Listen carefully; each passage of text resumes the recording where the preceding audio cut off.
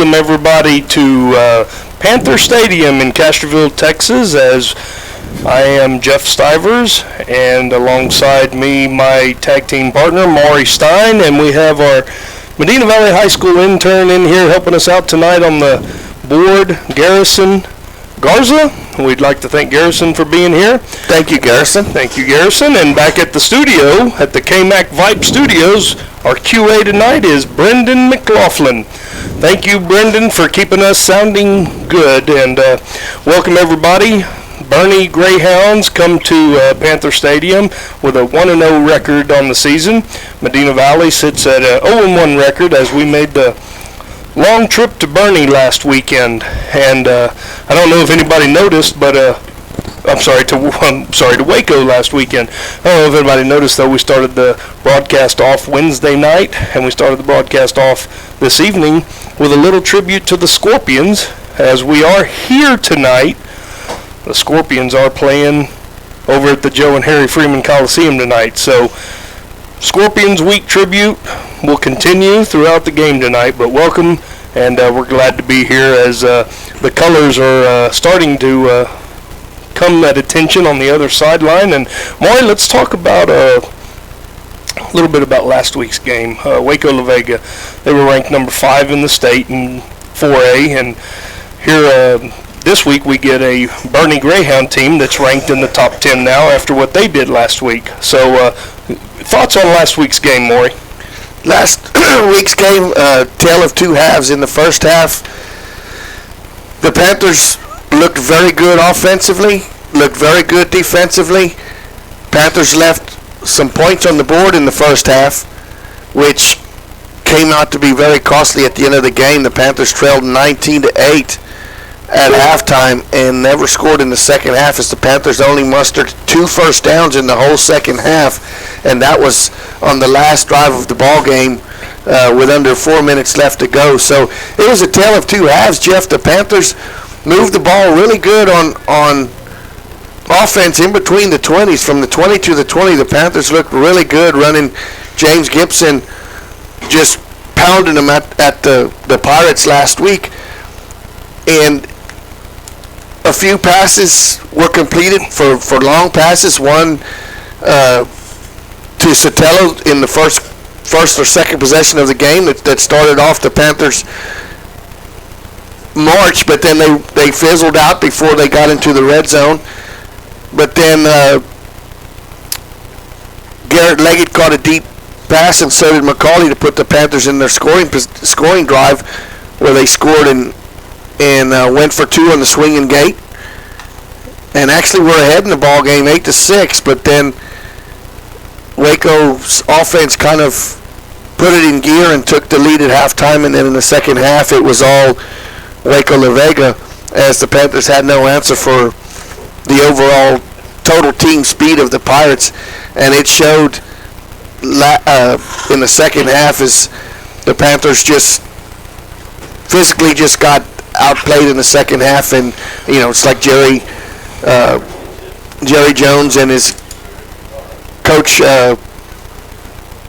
used to say, there's no substitute for speed. Jimmy Johnson, there was no substitute for speed at all last Friday. And Jeff, I know we're facing another ranked team here in Class 4A, as Waco La Vega was, but I doubt if the Panthers, with the exception of the playoffs coming up, if the Panthers are going to see any team with that kind of overall speed for the rest of the year. We talked a little bit on the way home last Friday night that, we really, and everybody kind of laughed, but they really made us look slow. And it wasn't, we talk about team speed all the time, and I've talked to a few people over the past few years that talk about how much team speed we have. We have 1 or 2 guys that can run. They had 20-something, 20-plus guys that can run. They didn't have anybody playing both ways. So on both sides of the ball, they had speed, and that was team speed, and that it really showed. And and it's we talked to Coach Sosa Wednesday a little bit on the sports show about it. What is it called? Supper, sports for supper at Sammy's. Sports for supper, and we talked about that a little bit Wednesday night. And it's really something that when you look at the game that they played last Friday, you want to take away the positives. The positives, most of them happened in the first half. You're going to look at the second half of that game one time, and you're going to move on. You're going to look at the first half multiple times because when we were fresh, when we were fired up, when we were playing intense, we were playing smart, we did some things well. We got down to inside the 10-yard line and didn't score. So you take some of those things, you look at them, you look what we can do better, and you move on from there, and you wipe out that game, and you move ahead to the Boerne Greyhounds. And I'm sure that's what they've done. And, Coach kind of got on to us a little bit Wednesday. We talked about it too much, but it was the first game. The most improvement in any sport is seen between games 1 and games 2. So we're looking tonight for a huge response from the Panthers, knowing that, these kids from Boerne, they've been losing to for the last couple of years. I'm sure that has been talked about in the locker room. They need to come out. They need to control the clock. They need to do some of the things well that they did last week, and they need to capitalize and do some things well that they didn't do well last week. Learn, get a little bit better every day, because at the end of the day, Maury, we don't care if we go, well, we do care, but it doesn't mean a whole lot if we go 0-3, 0-4. What matters is those next 5 or 6 games. And we want to make sure that we're ready for that district run, and we want to make sure that we're moving into the playoffs, hopefully, on a positive note. And that starts today. So here in a minute, we're going to go ahead more, and we're going to take a quick break and hear from our sponsors. But this is the North Park Chevrolet broadcast of Medina Valley football, and we really appreciate North Park Chevrolet for being a sponsor for the Medina Valley Broadcast Network. And we're going to take a quick break, and we'll be back lickety-split. MVBN. At North Park Chevrolet in Castroville, we offer the most exceptional experience in sales and service. Shop our large new and pre-owned selection with complimentary maintenance on new vehicles, upfront posted pricing, 10-day trade-in appraisal guarantee, and a 48-hour return policy. Our factory-trained technicians will take care of you after the sale with easy menu pricing, courtesy vehicles, and a complimentary car wash with every service. Come see us at 1955 Highway 90 East or call 210-640-3184. Shop us online or schedule service at npchevy.com. Experience Chevrolet, the North Parkway. Headed out to the game? Then make a stop at your local Valley Mart convenience store.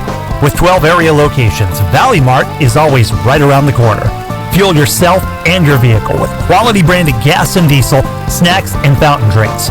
Always convenient, well lit with clean restrooms.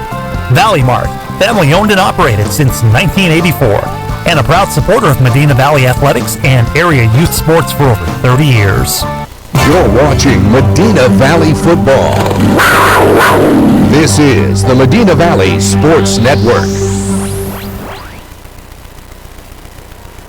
Welcome back to Panther Stadium and the North Park Chevrolet broadcast of Medina Valley Panther football. Don't forget, Chevrolet car repairs and truck service near San Antonio and Castroville. Right here across the highway from Medina Valley Stadium is the North Park Chevrolet. Stop in and see our friends over there. Castroville's only car dealership. All right. Proud to have North Park Chevrolet part of Medina Valley Broadcasting Network. And we go over the sponsors and you hear the commercials, but patronize these sponsors whenever possible, because without sponsors, this broadcast is not possible. So hats off to North Park Chevrolet for being one of the main sponsors for the Panther football team this year, and last year they stepped up and were the main sponsor for the Medina Valley Panther softball and baseball team. So thank you, North Park Chevrolet, for being part of the Medina Valley community and Panther sports. And more, we just got a update that the girls won the second set. So they're up 2-0. And that is volleyball Jeff was talking about. It was a division battle for the lead between Harlem and the Medina Valley Panthers. Harlem came in at 4-0. Medina Valley came in 3-0. Harlem had not lost a set in district volleyball, and they've come to Medina Valley, and Medina Valley has taken the first 2 sets. So Coach Disa Griggs, as she mentioned Wednesday in the sports talk show, that she's never seen a bunch of girls that rise up to the occasion as she has this year, and a lot of them are underclassmen. 3 seniors on the whole team, so Disa Griggs has the Panther volleyball team ready. Yeah, Maury, we neither one of us did our due diligence tonight in getting a starting lineup. Not that we didn't try. We did try, and we couldn't get one from either one of the coaches. I guess they're really trying to hide it this evening. But let's talk a little bit about the Boerne Greyhounds. We know that they're a spread offense. From what I understand, they have a real good quarterback, and I guess we have his name. Do we know his name, Maury?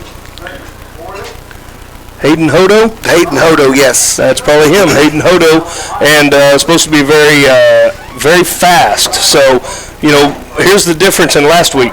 They've got one guy that's real fast.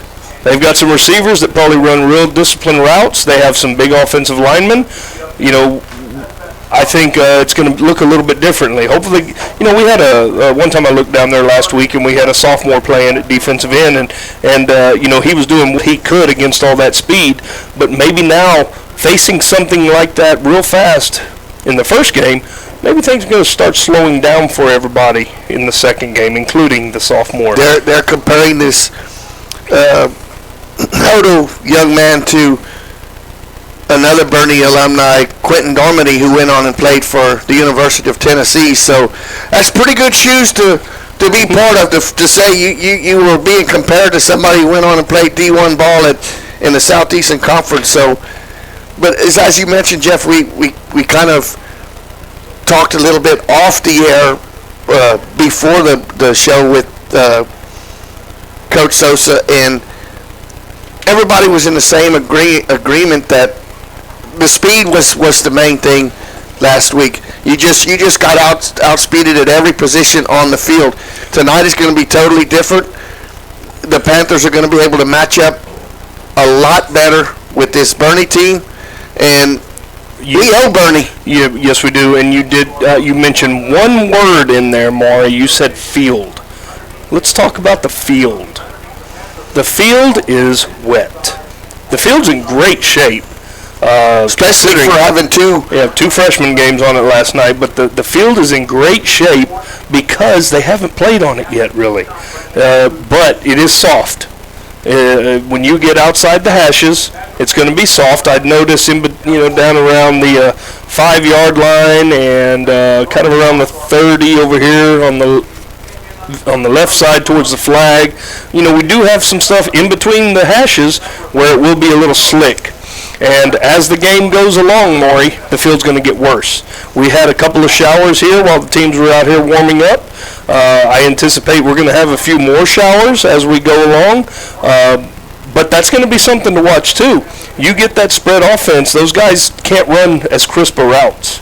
It is always an advantage to the offense, though, whenever you play on a wet, soft field. But I've seen games where the ball control offense, slot T, when run properly, will just grind it out for 4 quarters, and you may have a game that's 6-0. You could end up having a game that's 14-0. But it kind of slows down the entire game. So that'll be something to watch tonight. And I want to go ahead and talk a little bit about last year's game. Medina Valley, Boerne came here last year as well, and they put a whooping on us, 28-7. But do you want to comment any on that game from last year? Well, the Panthers in that game, Jeff, the Panthers were utilizing 2 quarterbacks, Charlie Marsh and Alec Child. This year they've pretty much went to a 1 quarterback system with Alec Child. Charlie Marsh has moved to the defensive side of the ball. He still is your backup quarterback, but you're not going to see him in there unless something happens to Alec Child. So last year it was kind of a feeling out thing because they weren't sure who they were going to try, and neither quarterback really had the chance to get set in and settled into the offense.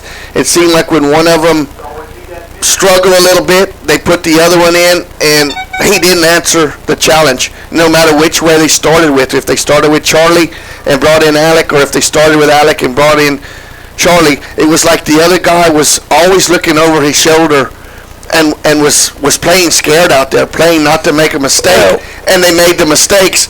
And this year, Alec doesn't have to look over his shoulder because he has been assured that you are our quarterback. Unless something physically happens to you, you are the man going to be behind the center. You're right, Maury. But let's also not forget that Marsh was a sophomore last year.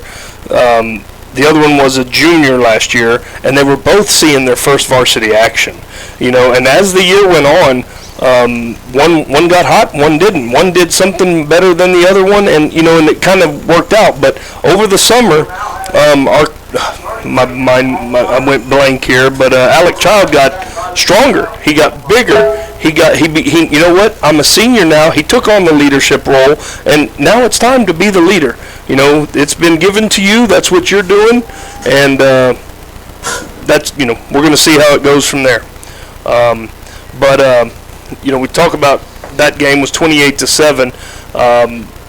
Then after that, Boerne. I shouldn't say after that. Boerne rolled along pretty well until they slipped up and lost a district game to Canyon Lake last year, and then they lost to Taylor, who was in their district last year as well, and then they went on and beat Eastside Memorial out of Austin, and then they lost a tough one to Liberty Hill 50-48 in the playoffs.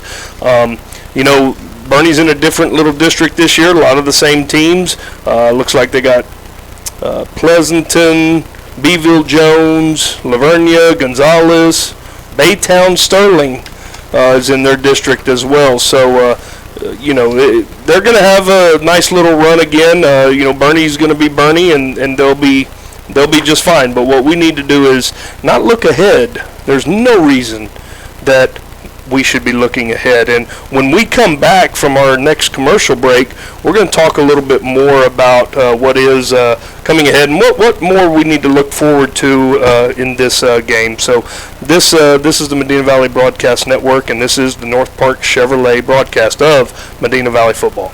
This is MVBN, the Medina Valley Broadcast Network.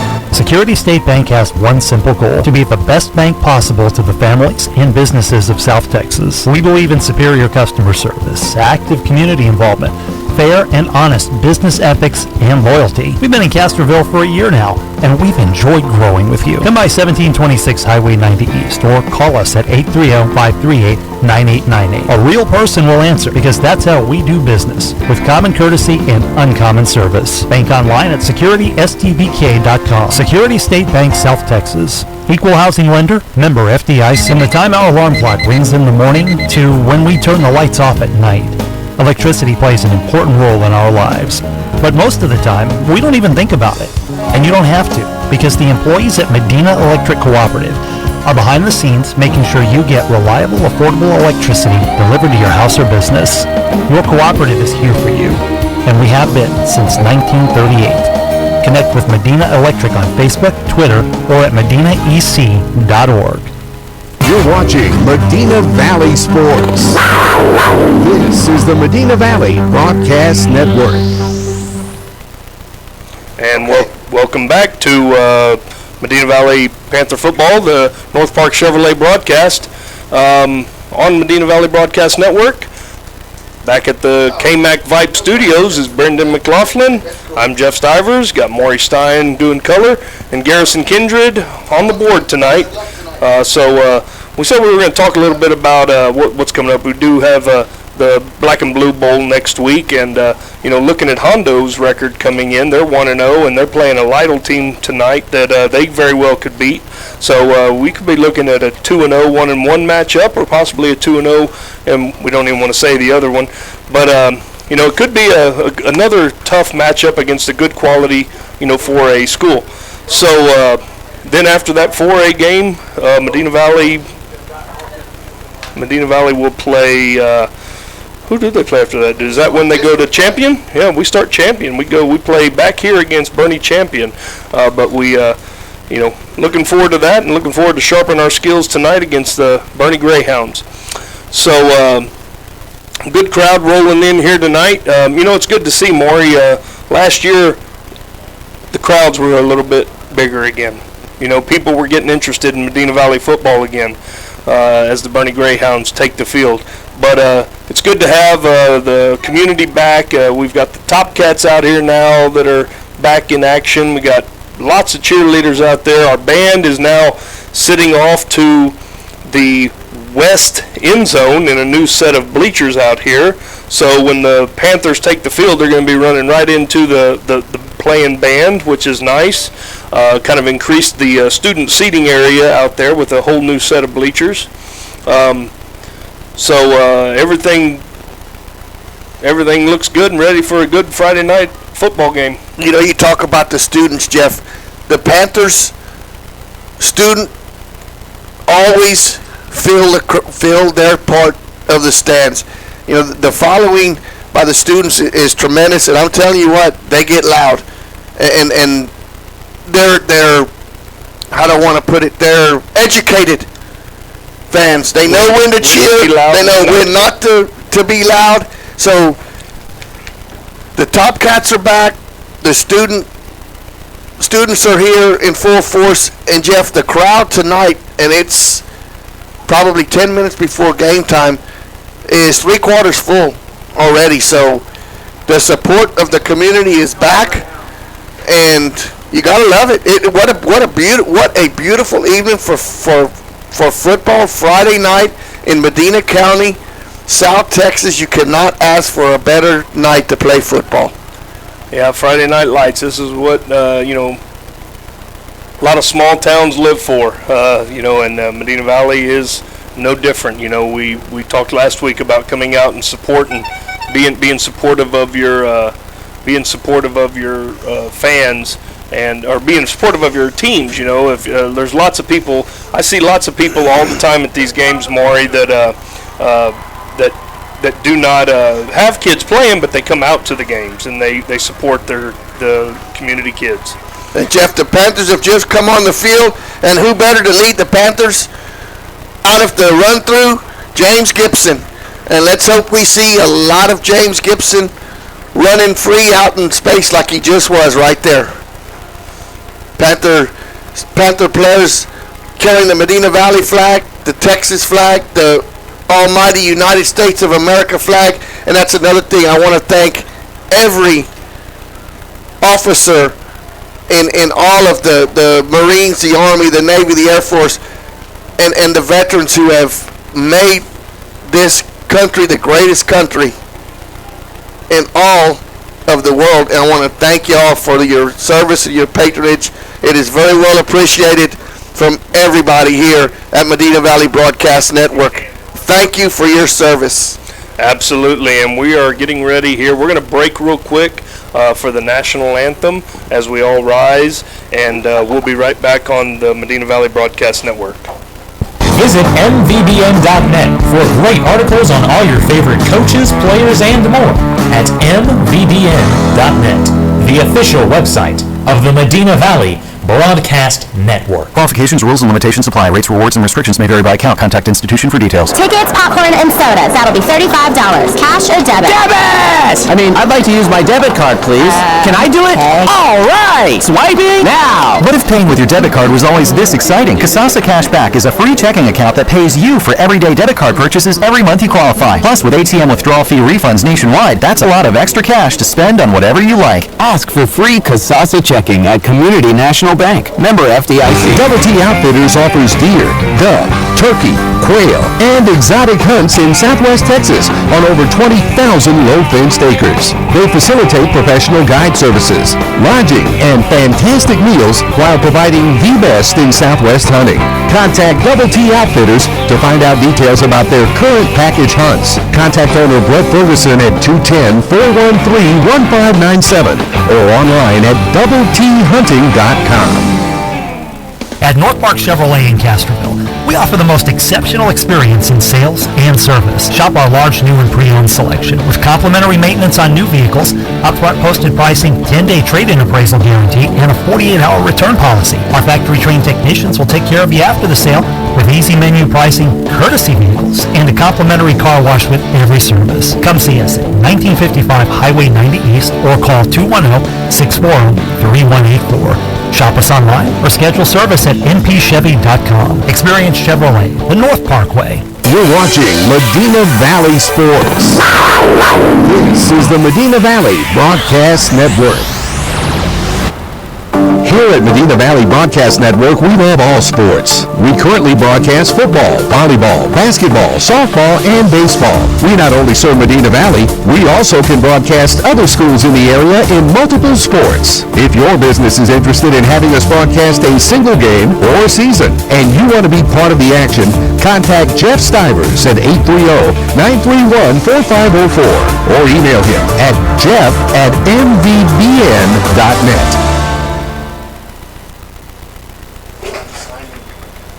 Welcome back to the North Park Chevrolet broadcast of Medina Valley football on the Medina Valley Broadcast Network. The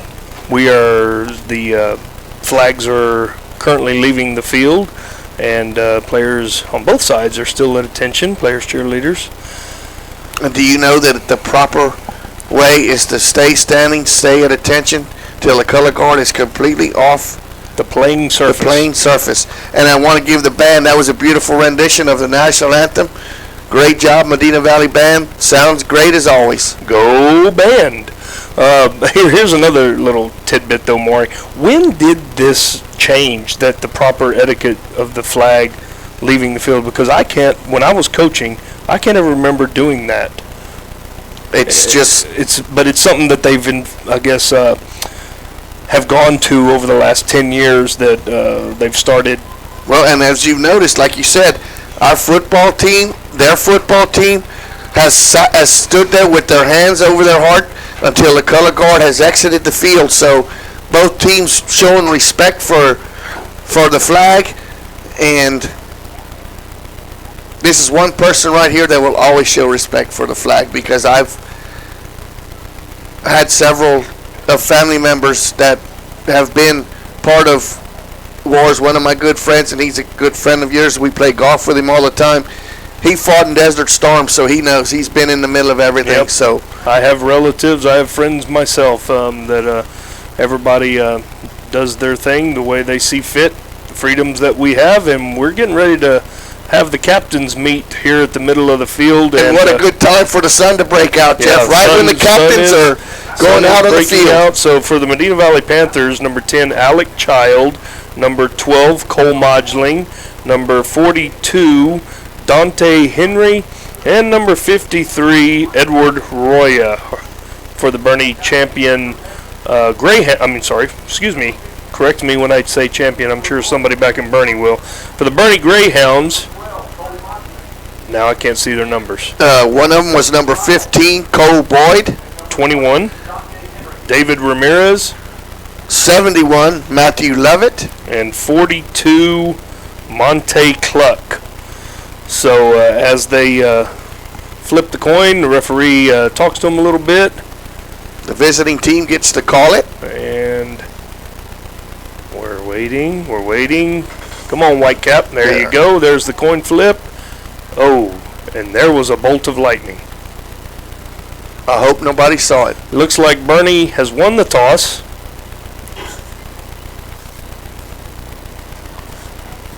Boerne has won the toss. They have elected to receive.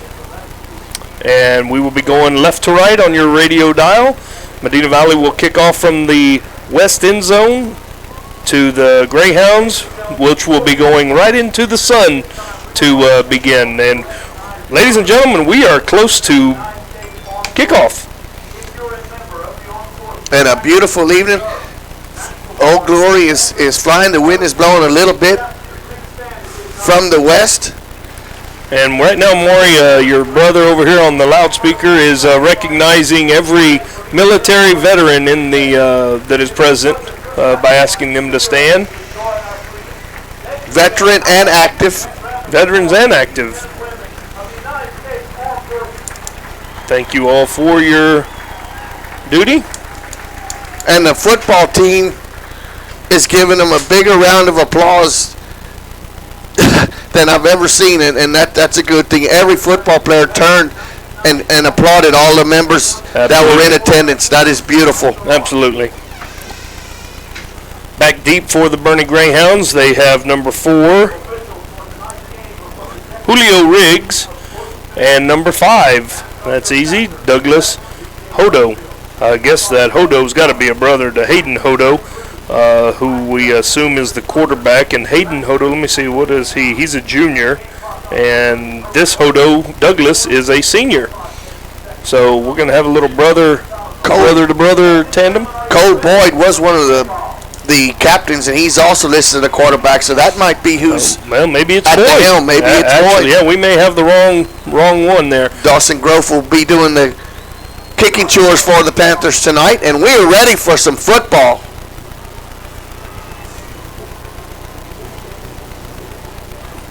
And the kick goes down, high kick down to about the 10-yard line to Julio Riggs, and he is going to be met by number 34 and tackled Taylor Weir, and Boerne will take possession at the 24-yard line. Taylor Weir leading the charge along with number 18, Frankie Luna.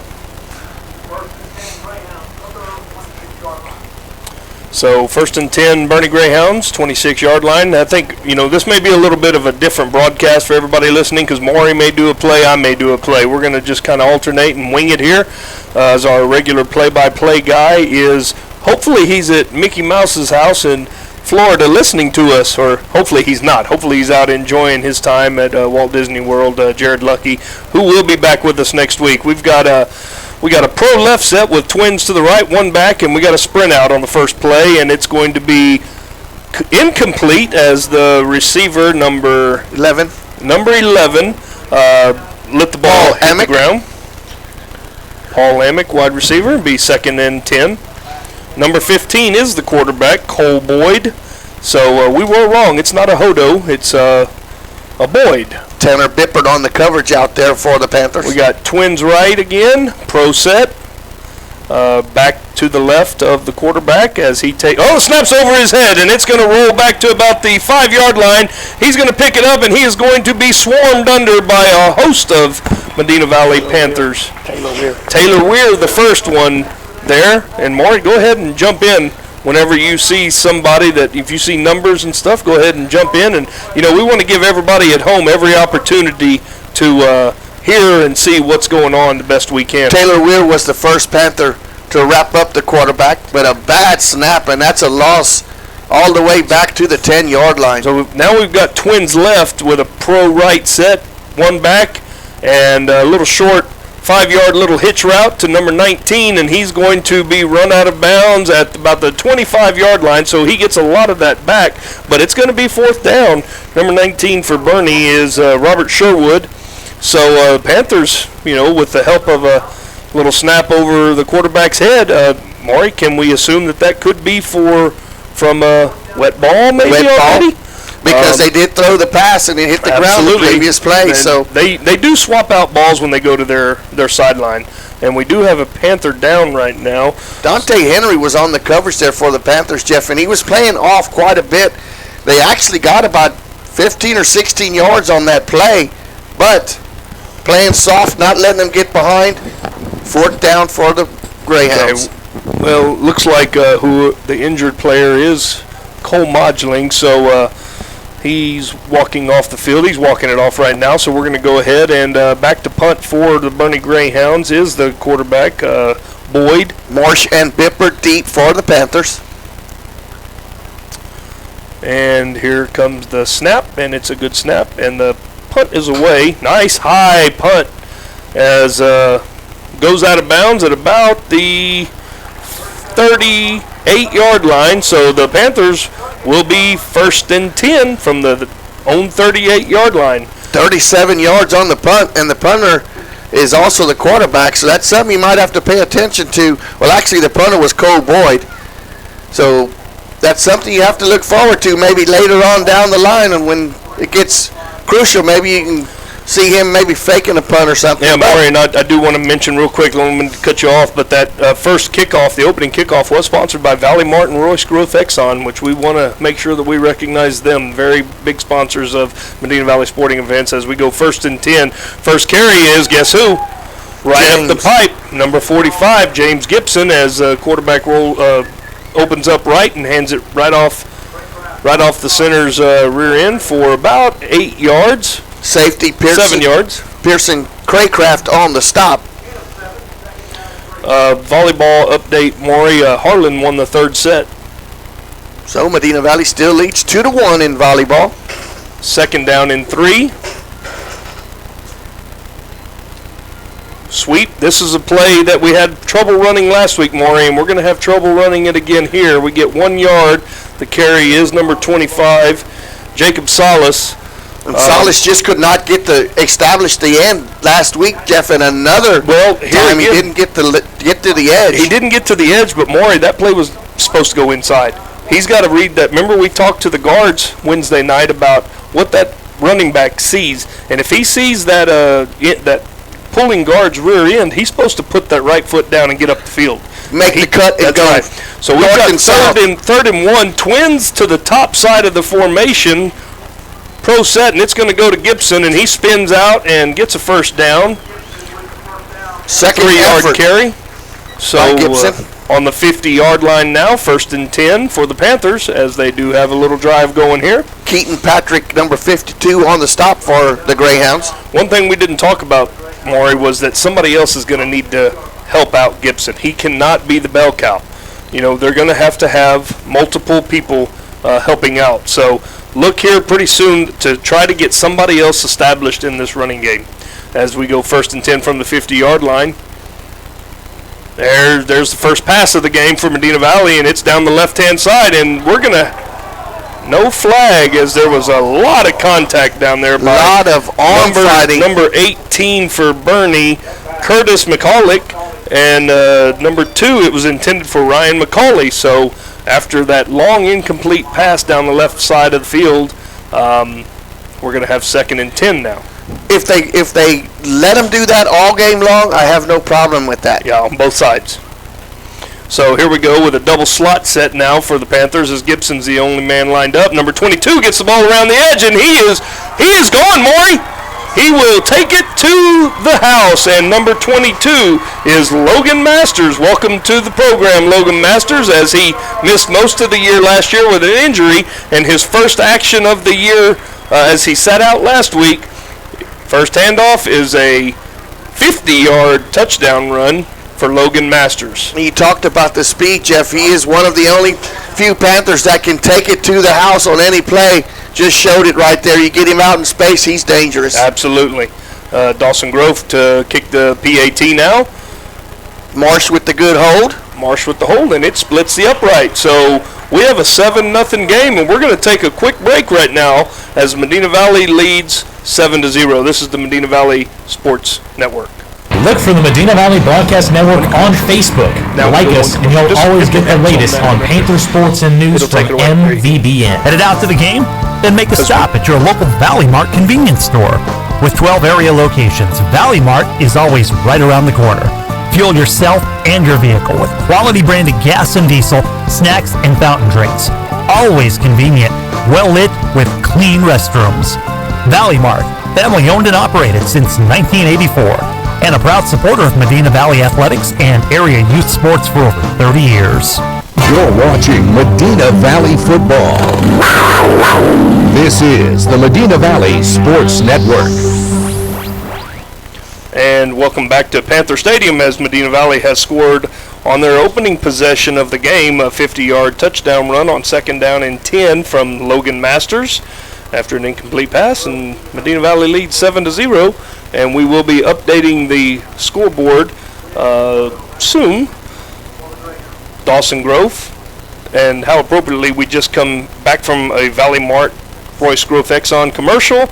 Dawson Grove is teeing the ball up for a Valley Mart and Royce Grove Exxon. Multiple locations in surrounding areas. Stop in for fuel, drinks, or snacks. Family owned and operated since 1984. Riggs and Hodo deep. The ball down to number 4. Riggs up the right side, and he is run out of bounds, forced out of bounds, tackled by number 4 for the Medina Valley Panthers. That's Brenton Romo. First, J.J. Marty also in the stop there for Medina Valley as Boerne Greyhounds come out. 1st and 10 now. They're huddled on the sideline. Panthers force a 3 and out for the Greyhounds on their first possession.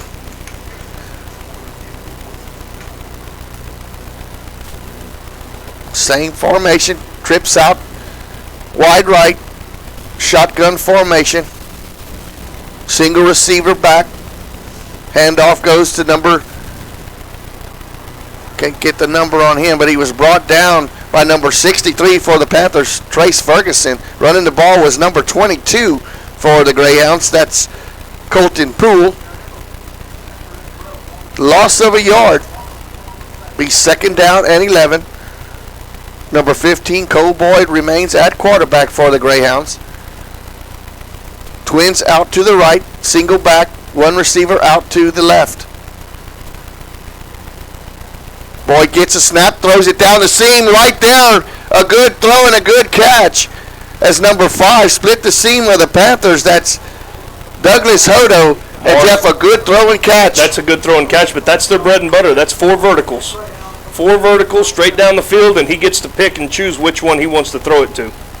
Twins out to the left, single receiver to the right, shotgun formation, handoff goes to number 22, trying to get to the edge, but will not get there. Excellent defense there by number 9. Charlie Marsh on the stop. Poole with a minimum gain of about a yard, so that's going to bring up 2nd down and 9. Boyd looks to the sidelines to get the sign from the coach. Trips out left, trips out wide, single back, shotgun formation. Boyd gets the snap, fakes the handoff, gives the handoff to number 22. Ferguson in the backfield turns him right into number 44 for the Panthers, Isaac Santos. So a loss of another yard is going to bring up 3rd down and 12. Great job by Ferguson of turning that play back inside. Twins out to the left, single receiver right, shotgun formation, one back. Boyd gets the snap, 2 steps drop, throws it out to the right, a good throw and a good catch. Number 5 on the reception, that's Douglas Hodo. Yard short of the 1st down there, Maury. Going to mark him a yard short. Dante Henry on the coverage. So the first decision for the Greyhounds are going to bring up a 4th down and 1. The ball sits right on the 38. They need to get to the 37 and a half. Shotgun formation, single back. Tried to get the Panthers to jump off sides. Now Boyd checks the sidelines. Single back is number 22. Fake right up the middle. He's going to have it. 8 yards on the 4th down and 1. Number 88, Steele Perry on the stop, but not before number 22 gets the 1st down. So that's Colton Poole. Bernie's got a little something going here. Boyd back in the shotgun. Hands off to Poole. Poole up the middle. No go. Steele Perry and Trace Ferguson on the stop for the Panthers. That's good to see Steele Perry in there early in this game, as he struggled a little bit in the first game of the year. A little timid, but good to see him getting in there and being physical. Gain of 1 on the play, 2nd down and 9. Twins out to the left, single receiver to the right, single back. Boyd with the snap, stares out, throws a flare pass out to number 22, but it is behind him for an incomplete pass. Bernie's primary formation, Maury, they're going to have pro set to one side, which is going to be a tight end and a split flanker, and they're going to have twins to the other side. Here right now it looks like they're actually going to change it up. They're going to go trips to one side. Well, this is actually a tray formation with a tight end, 2 wide receivers, and a wide receiver down by himself on the bottom. Poole alone back, shotgun formation, straight drop back, throws through the seam, and it's crossing pattern. Number 11 has it. He's running through the secondary. Missed tackles. He's going to take it to the house. Maury, Cole Modgeling had a chance right at the 10-yard line to make that play, and he must have slipped or something because he just went straight down into the ground. A 28-yard throw and catch. Number 11 on the reception, Paul Amick from Boyd, and the Greyhounds are within a point after to tie this ball game up with 6:39 left to go in the first quarter. That was a pretty easy-looking drive there for Bernie Maury. We're going to have to do something in the we got to contact some officials and not officials. We need to contact some of those receivers. I said official because there is an official being attended to on the field right now. Trainer Randy Newman is out as they've taken a timeout, an official timeout. The back judge seems to have something wrong with his foot as he was chasing number 11 into the end zone. Paul Amick on the play, and now he's okay. Yeah, one thing that Medina Valley can do too is they need to get some pressure on the quarterback. He's way too comfortable sitting back there. He hadn't been pressured, he hadn't been hit yet. I'm sure Coach B.R. Moreno will do something about that.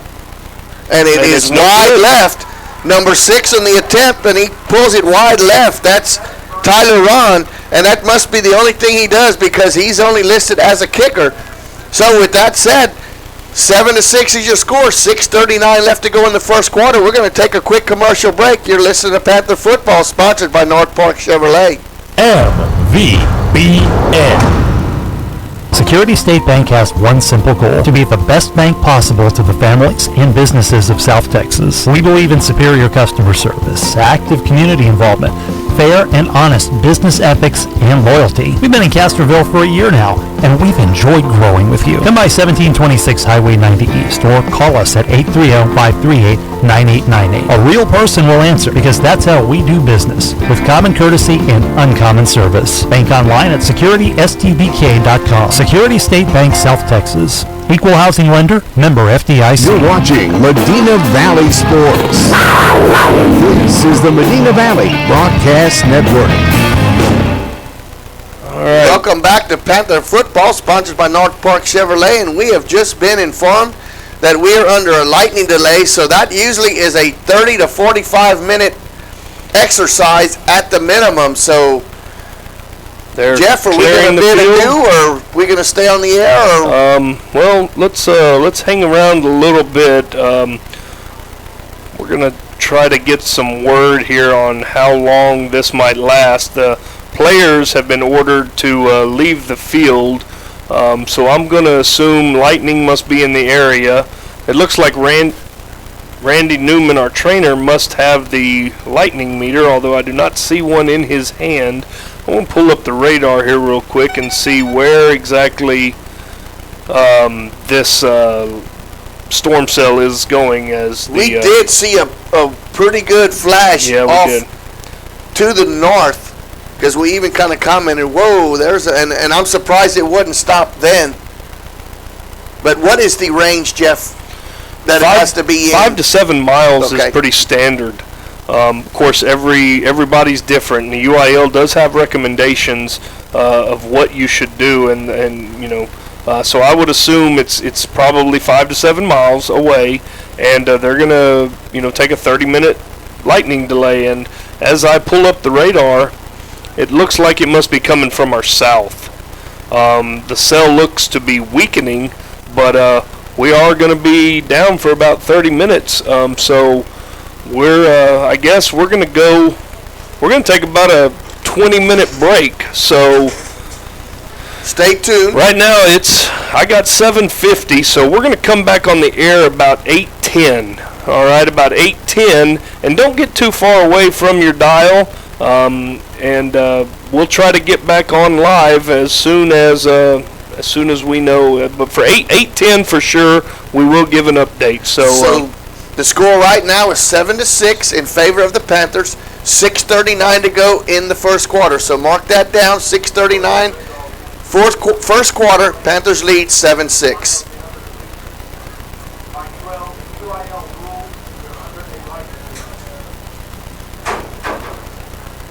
So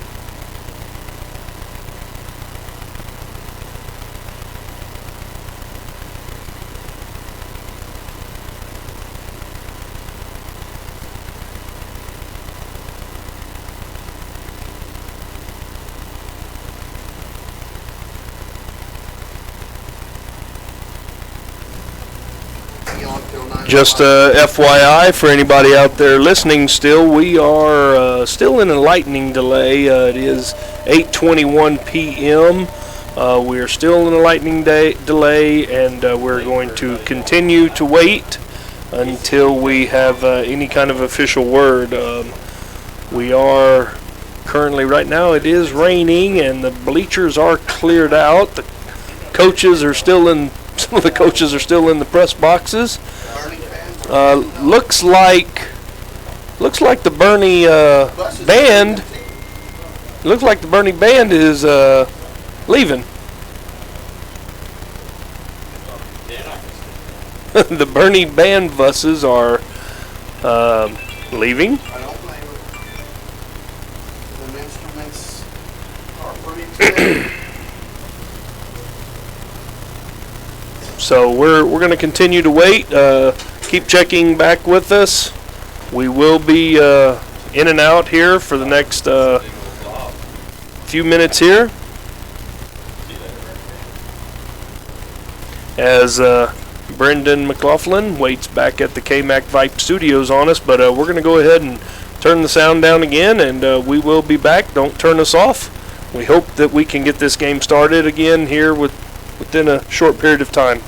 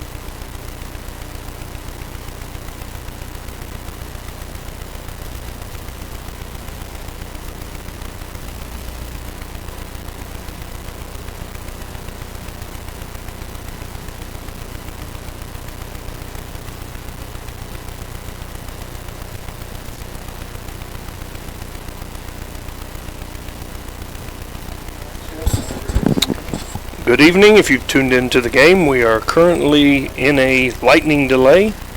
As of right now, we've been about 50 minutes, I guess, in the lightning delay, and we are continuing to wait as there is a storm around us and has moved north of us now, and we're kind of waiting, I guess, to see if it will move on out of here. The rain has stopped. Looks like it's clearing up a little bit behind us, south of us, and as we continue on, we will keep you posted as to when we will be coming back on air. I do see some movement around. There are people moving around again, and I assume that's because the rain has stopped. But the lightning is still off in the distance, and we're going to wait and see if it will move itself on out. But stay tuned. Keep us on. We will be in and out giving you updates for the next 10-15 minutes or so, or however long it takes. But this is the Medina Valley Broadcast Network.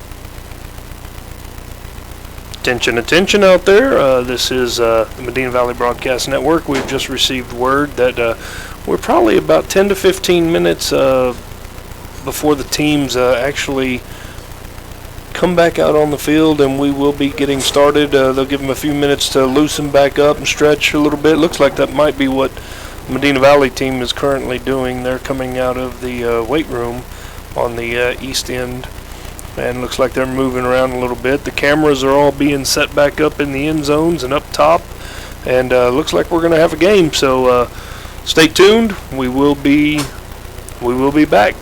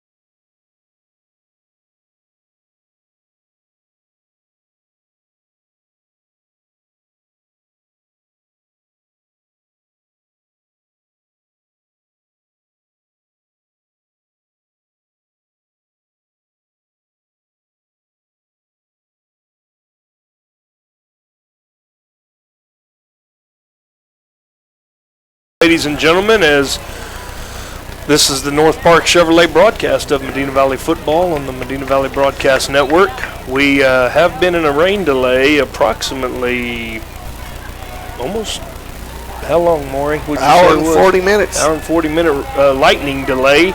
And a lot of the fans have left. Both bands have left, it looks like. And we're going to have a football game. That's what we came here for. And looks like Boerne, when we left, with 6 minutes and 39 seconds left in the first quarter, had just scored and missed a extra point to make the score 7-6. So Boerne will tee the ball up going right to left, and the officials have spread the field. Both teams are out. Number 6 has the ball teed up, and I don't have my program anymore. Tyler Ron has the ball teed up at the 40-yard line. Panthers have 3 deep. Modulin, McCauley, and Bippert are the 3 deep Panthers. 6:39 left to go in the first quarter. 7-6 in favor of your Medina Valley Panthers, and we're ready to get this game started once again. And you know it's official when the chain gang is already out there, so chains are up and ready to go. Chains are up and ready to rock and roll. 7-6 ball game, and the officials' hands are in the air, and we're about to get underway again. We do have some scores that we'll kind of report in to you as we go along here. But so number 6, Tyler Rand tees the ball up for the Boerne Greyhounds, and we're underway.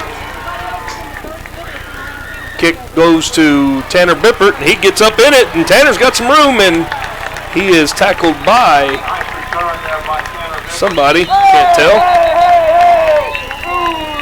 Little pushing and shoving, and Boerne Greyhounds are signaling that they have the ball, but it was very obvious he was down already. At the 36-yard line, Medina Valley will set up 1st and 10. Number 35, Jeff Medina, was the Greyhound on the tackle there on Tanner Bippert. Good job of Bippert feeling the kickoff and going straight north and south, not east and west. Got all the way out to the 36-yard line. Medina Valley, Alec Child under center with pro set here. Single receiver top, and it's going to be a straight dive to Gibson, and Gibson's rumbling up the middle for about 7 yards. Tripped up by number 4 for the Greyhounds. That's Julio Riggs.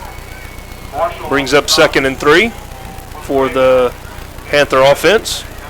When, Maury, you talk about wet field, and, you would think advantage goes to the team that's going to run the ball a little bit better. So be important here for Medina Valley to establish a running game as they get going. 2nd and 3, wing set to the top, split in down to the bottom. And we're going to have a pass. As soon as we talk about running the ball, they're going to try to air it out. Number 7, no pass interference called again. Molly, that's the second time tonight that there's been a Boerne Greyhound player in the chest of a Medina Valley receiver, denying them access to the ball. And they're going to let him play, it looks like. So Garrett Leggett, the attempted receiver for the Panthers. He was covered by number 24 for the Boerne Greyhounds. That's Royce Danielson. So 3rd down and 3. Panthers come out in a twins to the bottom, tight end top. Handoff goes to Gibson off the left tackle, and he will muscle his way for 4 yards and a Panther 1st down.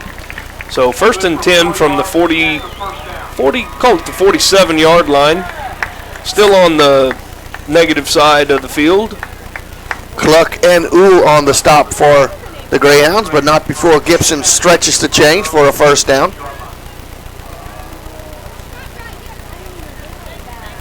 And Panthers 1st and 10. Slot on the bottom side. Tailback goes in motion for a 1-back set, and we're going to have a sprint out pass. Looks like everybody's covered, and throws it throws it a little high to the intended receiver, number 23, would be Wesley Pardo, and glances off of Wesley's hands, incomplete, so brings up 2nd and 10. Maury, kind of interesting. That's 2 passes out of the first 4 plays now for the Panthers as they come out to start the first quarter of play here again. 2 passes, 2 incompletions. Yep. 2nd and 10. We've got a slot to the top, wide receiver, same formation the other way, and we're going to have a little tackle trap, and number 23, Pardo, is up in it, and he is out for a first down of about 13-yard run for Pardo, down to the Boerne Greyhound 41-yard line. Piercy Craycraft on the stop for the Greyhounds, but not before Pardo stretches the chains once again. First down at the 42. Maury, same formation the opposite way. Got everybody to, thinking it was going to be a sprint out again, and they came back against the grain with that tackle trap. So we've got a slot formation down to the bottom, tight end to the top, 2-back set, and we're going to have a little quick wide receiver screen, and that's going to be a backwards pass. It. Nope, they called it incomplete. So it goes off of Pardo's hands, and Maury again, another pass on first down. 2nd and 10 now. And Jeff, that was a dangerous pass. Even if you're the receiver and you're not sure whether that's a forward pass or a backwards pass, you've got to get on that ball, and Pardo just let it roll. Absolutely. Boerne was in the right spot. They at least fell on the ball. So if it would have been a backwards pass, that would have been a turnover. You've got to be disciplined out there. 2nd and 10, traditional slot T look here.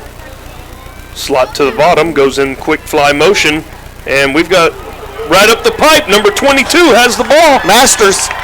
They hid Masters as the fullback on that play, and he takes the ball 42 yards for a Panther touchdown.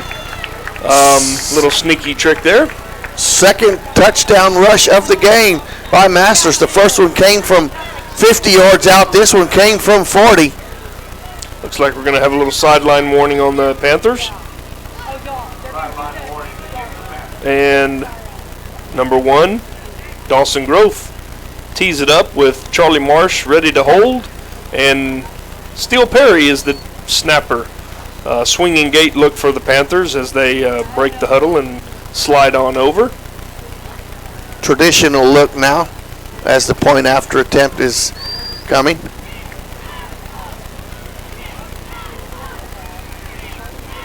And the kick is up, and it is right down the pipe. So with 4:55 left in the first quarter, Medina Valley has a 14-6 lead. We're going to take a quick break and come back for the Valley Mart kickoff. This is the now I'm all lost. The Medina Valley Broadcasting Network, North Park Chevrolet Panther game. Thank you, North Park Chevrolet. We'll be right back. MVBN. Nobody can design, create, or maintain your lawn better than 3D Landscaping and Irrigation. With over 17 years of experience, owner Ray Doyen and his crew take pride in their craftsmanship and service. They're fully insured, offer free estimates, and multiple references, so you know you're getting the best. 3D does landscaping, lawn maintenance, irrigation, tree installation, lighting, and more. Whether it's residential or commercial, 3D Landscaping and Irrigation has you covered. Give 3D a call at 830-985-9115 or find us online at threedlandscaping.com. You're watching Medina Valley Sports. This is the Medina Valley Broadcast Network. Welcome back to Medina Valley Panther Stadium in Castroville, or in between Castroville and LaCoste, I should say, as Medina Valley has scored to go up 14-6 with 4:55 left in the first quarter on a 42-yard run by Logan Masters, and Dawson Grove kicks one off down to the 15-yard line, taken by Hodo from Boerne. Hodo is down by number 27. Late flag in. Jeremy Martinez takes him down. And looks like we're possibly going to have a penalty on the kickoff. Currently, the line of scrimmage is the 32-yard line, and we do have a hold on Boerne Greyhounds on the return, so that'll back them up 10 yards, and they will start from the 27-yard line. So they go from the 37 to the 27, Maury. One thing I've learned, Jeff, when they mark off, until you see how far they mark off, you never say where you think it's going to be, because their yardage and our yardage, sometimes, the basic math, 10 yards equals 9, 10 yards equals 11. It all depends on how long the steps he decides he wants to take. Absolutely. Here we go. We're going to Boerne Greyhounds line up. They're starting out right away with the trips formation to the bottom side. Single receiver up top. Manned up with Tanner Bippert up top. Quarterback is still, what was his Cole name? Boyd.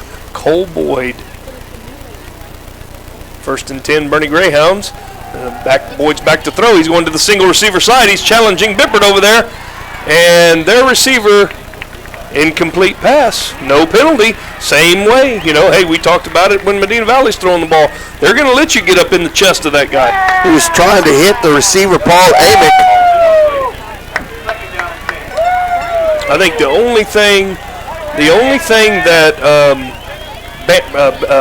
I wanted to call him Baylor, that Tanner could have done differently is he could have looked and, found the ball. We do have, I want to say, Dwayne Garza joining us now. He'll be throwing in a little bit here and there. Dwayne, your mic's going to be turned down because it is with the crowd mic. So, 2nd down and 10 for the Greyhounds.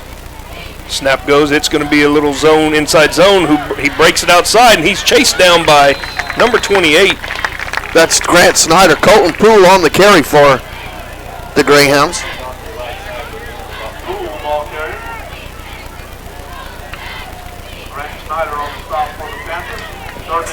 So 3rd down and 7 for the Greyhounds. Twin set. Actually, it's a tray set over here. Single receiver again. They're trying to isolate over there on Bippert, and throws a little 10-yard out route, complete to number 11, Paul Amick, once again on the catch. There you go. That's a Greyhound 1st down. As they Greyhounds do not huddle, they're back up to the line, and another tray set. Tray set meaning tight end, flanker, wide receiver to the bottom side, and it's going to be the single man side again. They're picking on Bippert over there on the island. So they're challenging the young man. Amick once again with about a 13-yard crossing pattern. Catches it right in front of Bippert. Bippert right there on the tackle, but a little too much cushion there on the outside. Chris Lopez in now to play the corner.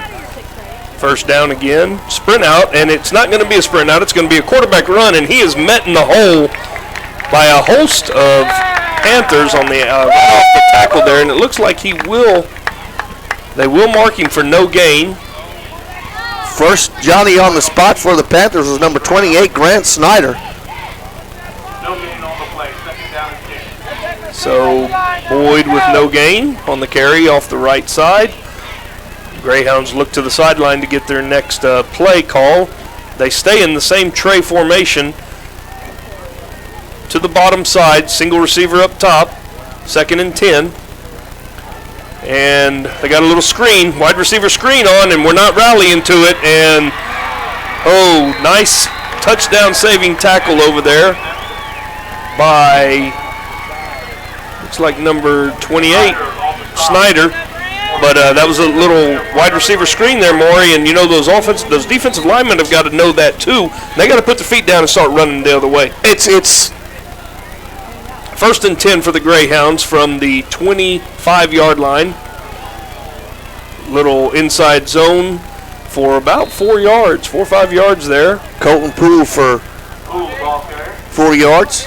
On that previous play, once again, it was number 11, Amick. And that looks like that's going to be Boyd's favorite target so far in this first quarter, as he's hooked up with Amick 4 times already in the first quarter. Yeah, they've gone to this. Well, now they're back in their traditional pro set, pro right. They run the outside stretch, and nice play by Grant Snyder for a 3-yard loss on the play. He sniffed that one out, came right off the tackle's rear end, and made the play in the backfield.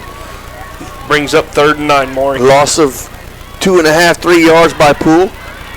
Greyhounds are probably in 4-down territory here as they are on the 26-yard line.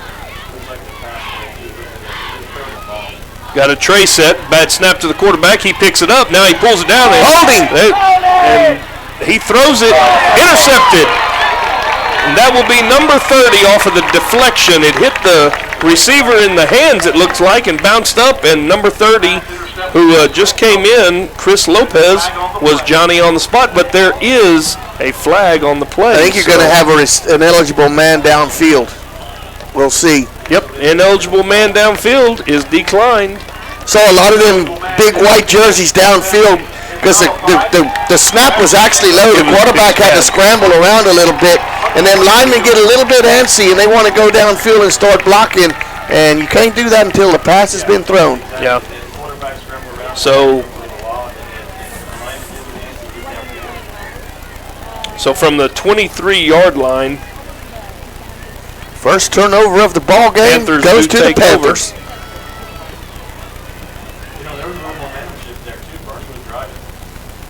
All right, Dwayne, we haven't been able to hear you. We're going to hear you now because I got you on. I had to turn off the crowd mic. If you're back at the studio there, Brendan, we do have mic 3 on. Dwayne Garza has joined us over from the volleyball game. And first snap, 1st and 10 for the Panthers is number 25. Jacob Salas goes in short motion. He comes across the formation, gets the handoff on a little fly sweep, and he stumbles and gets tackled for a loss of 1 or 2 yards. Craycraft on the tackle, but we have a flag at the line of scrimmage. So we do have offsides on the Boerne Greyhounds, which will negate that loss of yardage, and it'll be 1st and 5 from the, well, let's wait and see where they mark it off. We know where it should be. It's from the line of scrimmage there, Mr. Umpire, and he's going to go all the way back to the other side, which is proper. So there's your set, 1, 2, 3, 4, and 5, and it's going to be the 28-yard line. 1st and 5 for the Panthers. Leggett brings in the play from the sideline. Traditional slot T to the bottom side formation with a slot receiver up top, and he goes in fly motion. That's same play.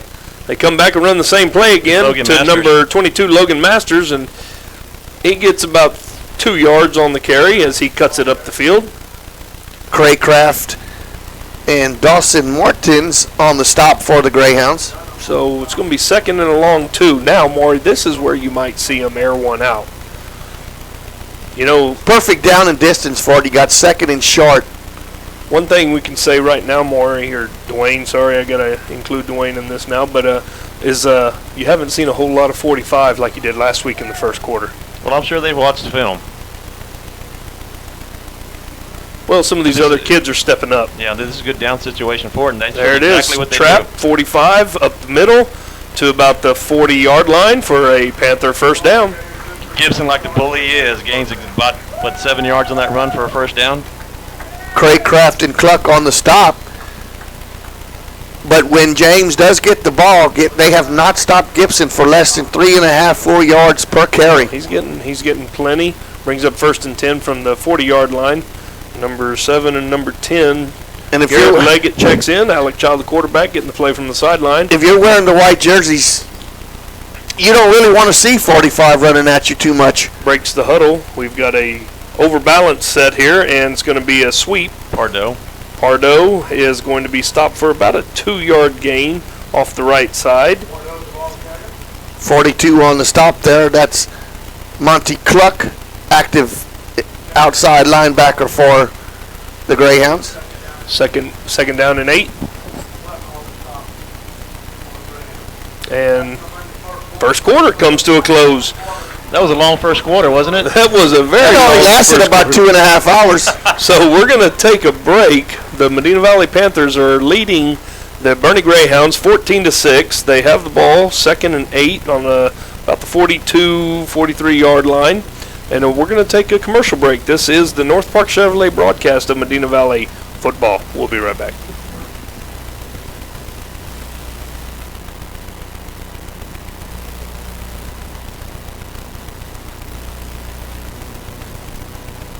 You're watching Medina Valley Sports.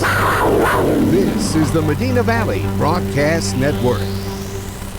Medina Valley Pediatrics is the only pediatric clinic in Medina Valley for kids from birth to 21. From sick to well care, ADHD treatment, sports physicals and immunizations, same-day appointments, and 24 hours a day by phone for after-hours emergencies. Most major commercial insurances and Medicaid accepted. Medina Valley Pediatrics, 1028 Country Lane in Castroville. Call 830-355-2732, mv-pediatrics.com. You're watching Medina Valley Football. This is the Medina Valley Sports Network.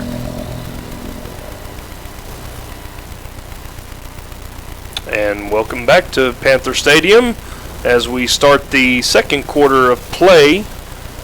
Medina Valley leads 14-6 over the Boerne Greyhounds. We have a 2nd and 8 situation here. Slot to the top now.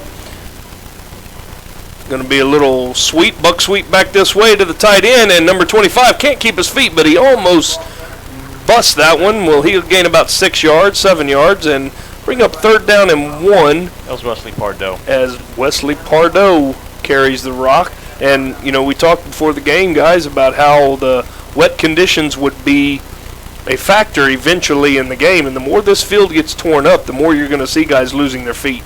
That was Craycraft coming from his safety spot on the tackle for the Greyhounds. Nasty slot to the bottom, tight to the top, and it's going to be straight ISO to Big 45 as he rumbles for the 1st down. Bread and butter right there. He'll give him 7 on the carry and a 1st down. James Gibson, 1st down moves into Boerne Greyhound territory at the 44-yard line. Like you said, Maury, Gibson's consistently getting 4 to 7 yards on every carry. And this is his type of field. Yes, it is. Absolutely. This is his game right Same now. formation, nasty slot to the bottom, and we moved.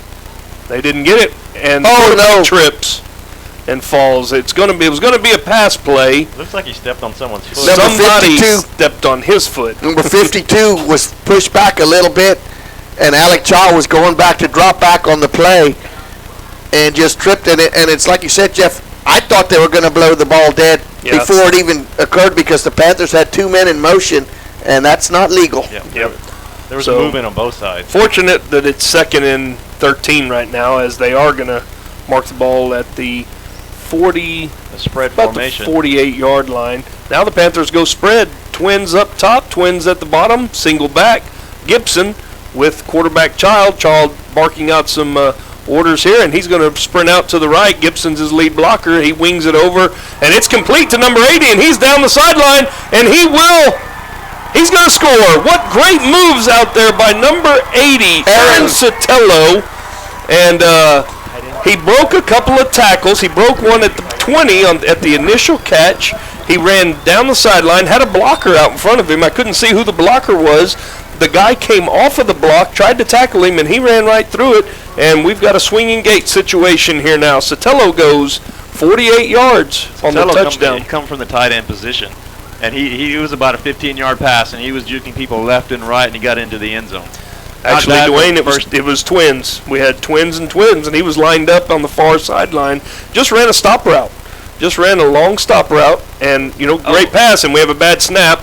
Charlie Marsh picks it up, and he's going to heave it, and there's going to be somebody. Oh, it's a lineman. But that was behind the line of scrimmage. The lineman catches it, but he is tackled.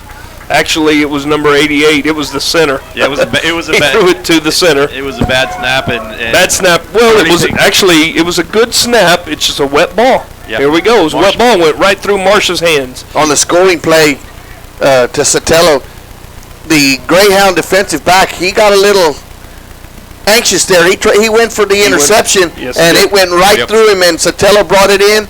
Made a good run after the catch, and then a good open field block downfield at about the 9-yard line, and Sotelo just ran it in from there. But Medina Valley. Good concentration by Sotelo staying with it because the defensive back did cut in front of him. Sotelo stayed with it, stayed confident, caught the ball. And a great move after the catch. Absolutely. He sidestepped someone down the sidelines, and he was wide open after that, and then he got the block downfield, and he just ran into the end zone. So the score now with 10-10 left in the second quarter is 20-6. And Dawson Grove teeing the ball up to kick it off to the Boerne Greyhounds. And guys, if you look at the center of the field now, there's a lot of that turf is coming up. It's going to get worse. Yeah, there's clumps of grass everywhere that are turned over. Looks kind of like how I play my golf game. There's divots everywhere out there. Well, maybe after the game they'll have a divot replacing party, like they do in what's that game that the 1%ers play, Maury? Grove's teeing up the ball on the right hash mark. No comment from Maury. I think it's polo.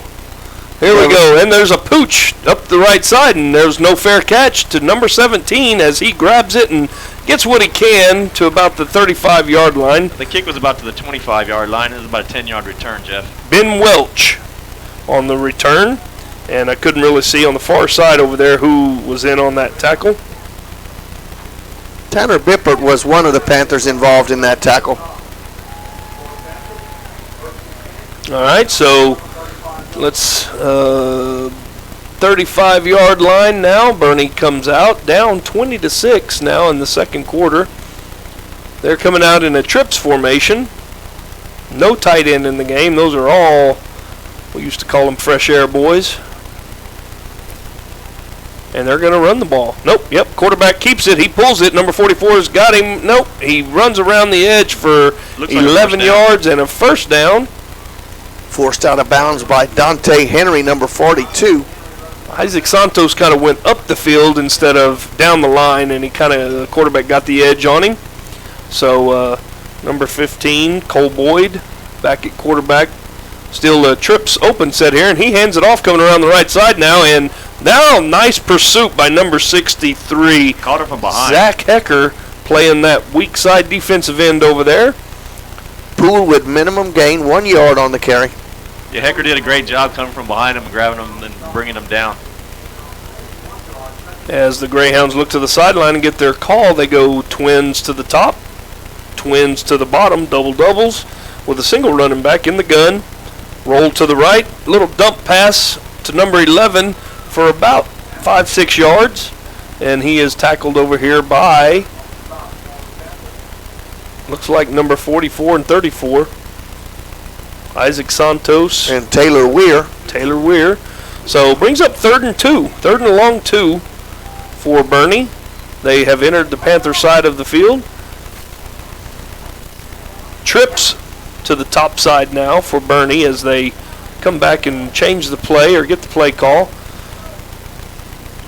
Going to be a handoff right up the middle, and he's got some room. And nice tackle. He looks like he fumbled the ball, but he gets right back on it. Nice tackle by Dawson Grove, but he does get enough for the first down. That's the first little bit of speed that Colton Poole has shown tonight, as nobody touched him right up the middle. He was wide open up the middle. And he didn't fumble it. He was down. It came out after he hit the ground. Okay, so 38-yard line now for the Boerne Greyhounds. They stay in their little doubles formation, little tight doubles here to the boundary. Running back, number 5 goes in motion to a trip set now, and the handoff is up the middle again. And he goes, let's see, 22 is that? That's Colton Poole once again. Trace Ferguson on the stop for the Panthers. 5-yard gain. So brings up 2nd and 5 now as Boerne's putting together a little drive of their own. Yeah, they are. Panthers have to come up with a big stop here. Got a king set to trips, and they're going to just straight sprint out run by the quarterback, 15, and he is going to be upended by number 14. I believe that's Devin Stubing playing that outside rover linebacker position. He gains about 2-3 yards, and we'll have a 3rd and 2 now.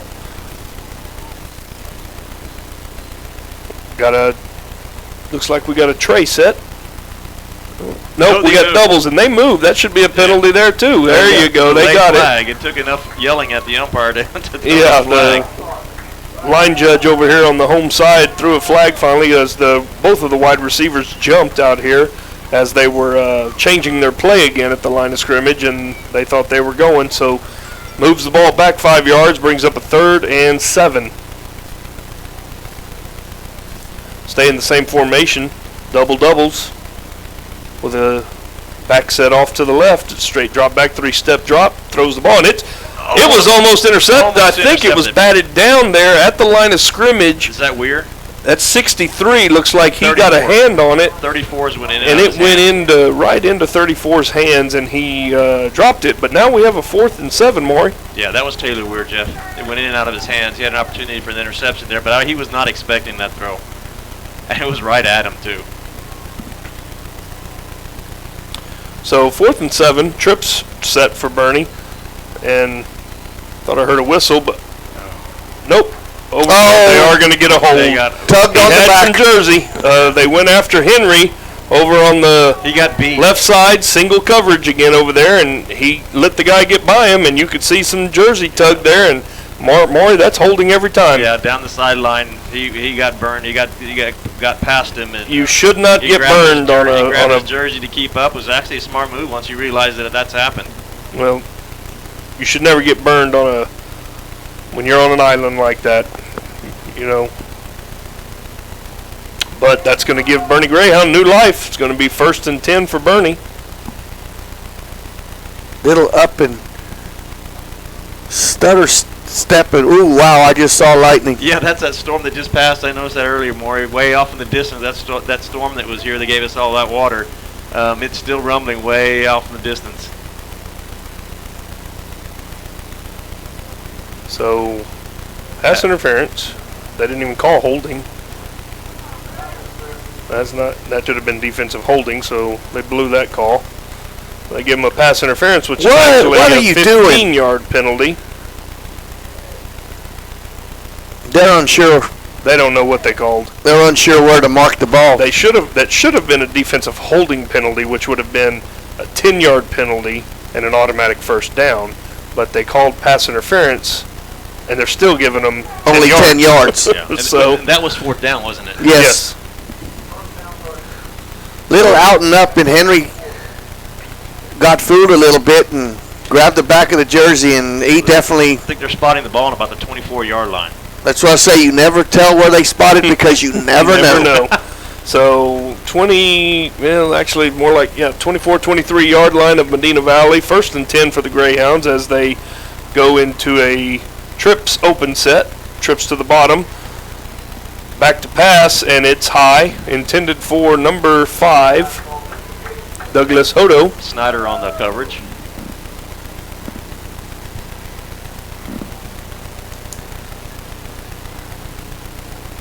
Brings up 2nd and 10.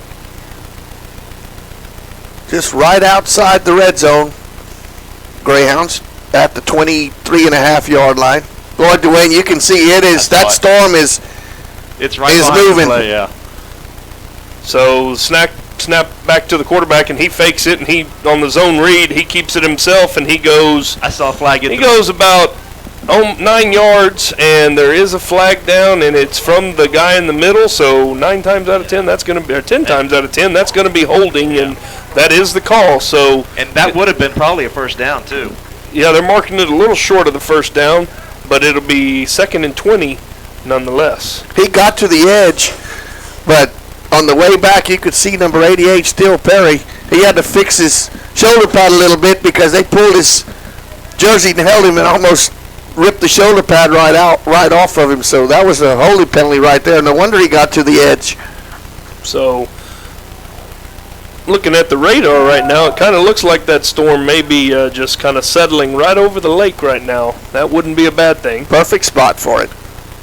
So 2nd and 20 now.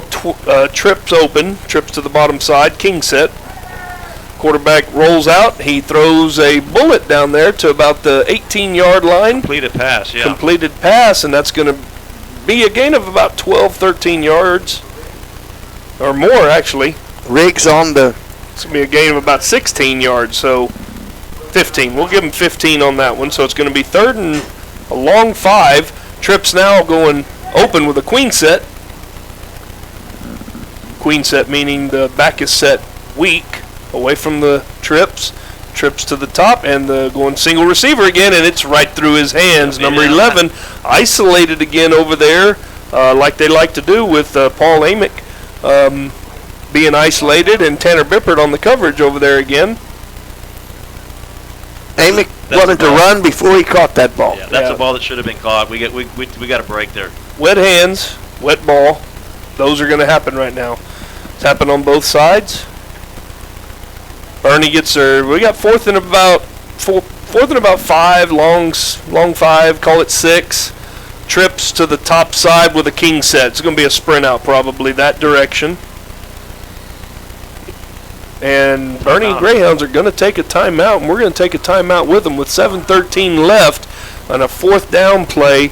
We're gonna hear from some of our sponsors. This is the North Park Chevrolet broadcast of Medina Valley football. We'll be right back. Follow us on Twitter at MVBroadnet. Tweet and retweet scores, schedules, and more. Tweet at MVBroadnet for MVBN. Sammy's Restaurant and Habeas Alsatian Bakery, 2 legendary landmarks in Castroville. From breakfast to delicious hometown lunch specials and more, Sammy's satisfies your taste buds with the unique flavor of Castroville. And from fresh baked breads to pies and pastries, South Texans have made Habeas Alsatian Bakery a must-to-visit since 1940. Sammy's Restaurant, online at sammysrestaurant.com. Habeas Alsatian Bakery, online at habeasbakery.com. You're watching Medina Valley Football. This is the Medina Valley Sports Network. And we are back for a fourth down attempt. Medina Valley up 20-6. Boerne Greyhounds have the ball on about the 18-yard line as it looks like it's starting to rain again. Snap goes back to the quarterback, and he throws. It's that little four-seamer again. It's intercepted. That's one he should have knocked down. But number 42, Dante Henry, intercepts the ball on about the... Oh, no, they did call it incomplete. Incomplete. That's good. Maybe he did that on purpose because he gained about 15 yards by dropping that pass. Well, he did a good job, too, because that pass was kind of wobbling, and it was going to be a little short, so he stepped in front of the receiver and attempted to intercept it, but apparently it hit the ground.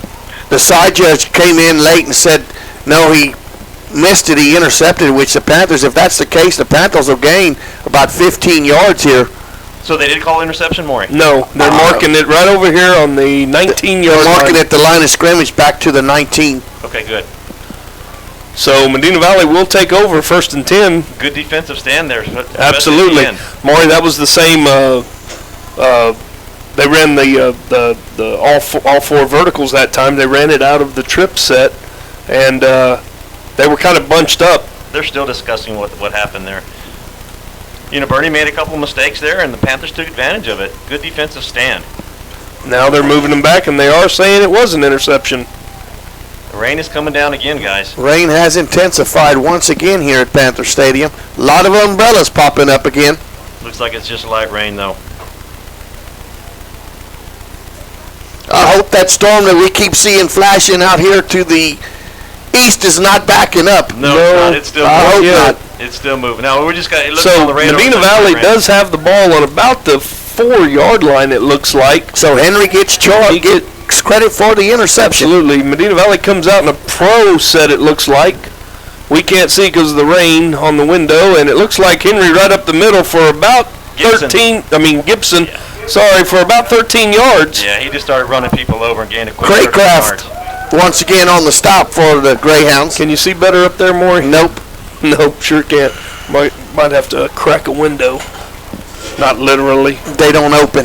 They don't open. Great. Nope. If they open, they'll fall on somebody's head down below us. So 1st down and 10 from about the 16-yard line, 17-yard line. Slot formation. Trap up the middle again to Masters, and he's in open field down the right sideline, and he is going to go in for Panther pay dirt. Touchdown, Medina Valley. That's from the 17-yard line.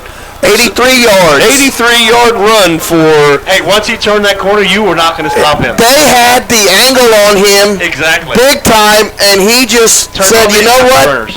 See you later. He turned on the afterburners, and he was gone. No one was going to catch Masters on that. That is the third take it to the house run. One of 50, one of 42, and now 83 yards. I have him on my fantasy football team. That would be a good pick. So we line up, go for the PAT. 26-6 is the score now.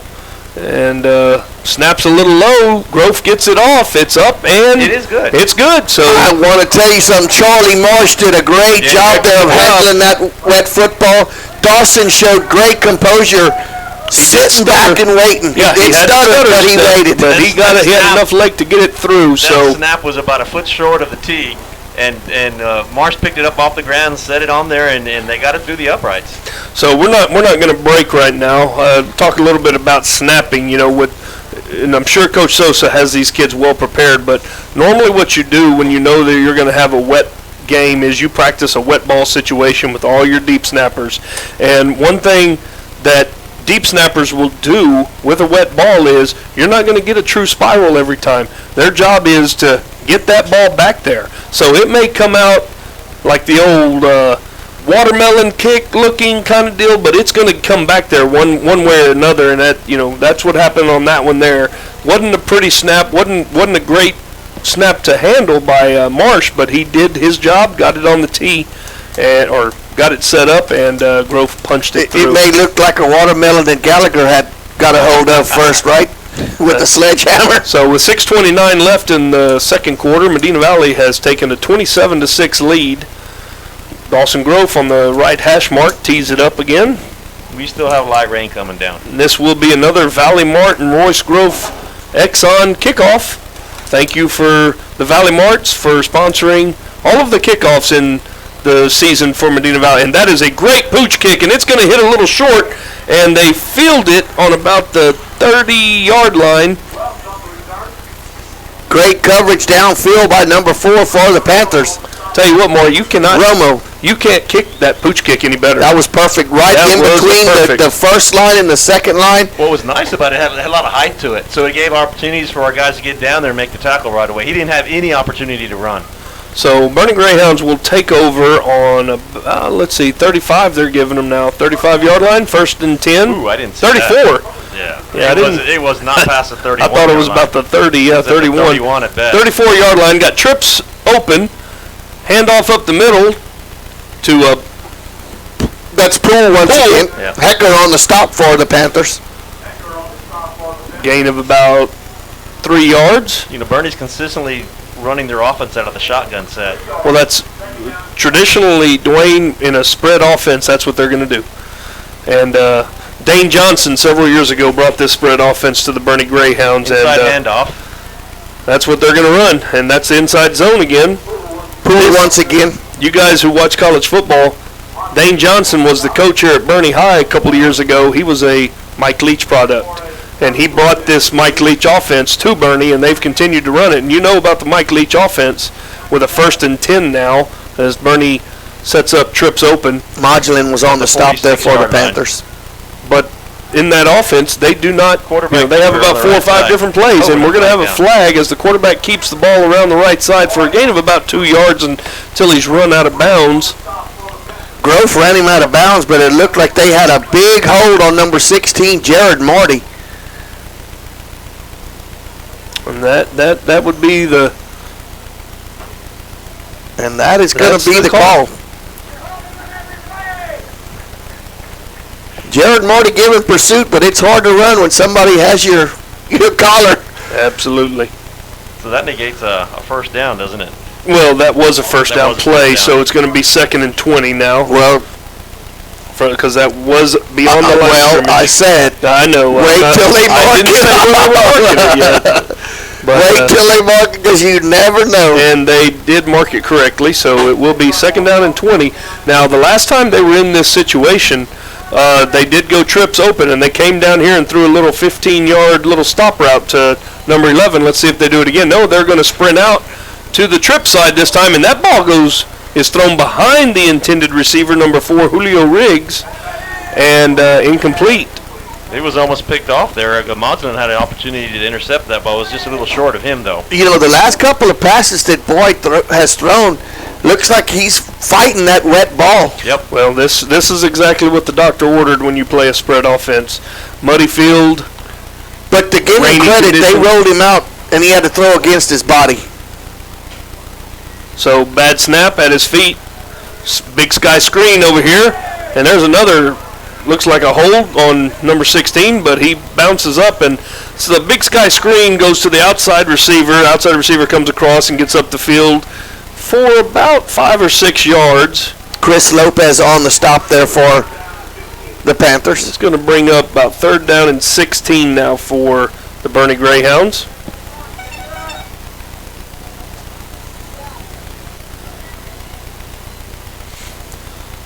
And we go trips open again for the Greyhounds. Trips to the top side, and Marty has a beat on him and runs and pulls it down and runs by him, and he gets the ball away to number 11 on the single receiver side again.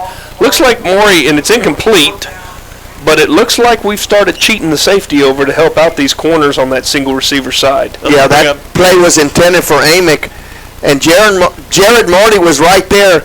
But as we know, he's a sophomore, a young guy, a young pup up there. He overran the play. Got to learn to break down, but he was at least back there and forced the quarterback out of the pocket. Quarterback, and then he made him throw that ball out of bounds. 4th down, and that looks like they're going for it. This will be a punt. There you go.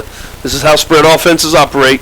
Majin backing up for the punt. And the running back almost gets in the way.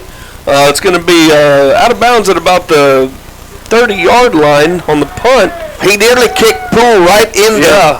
The running back is taught not to slide across the front, but to take care of any threat up the middle. And Poole kind of slid across that time and almost got kicked right in the rear end.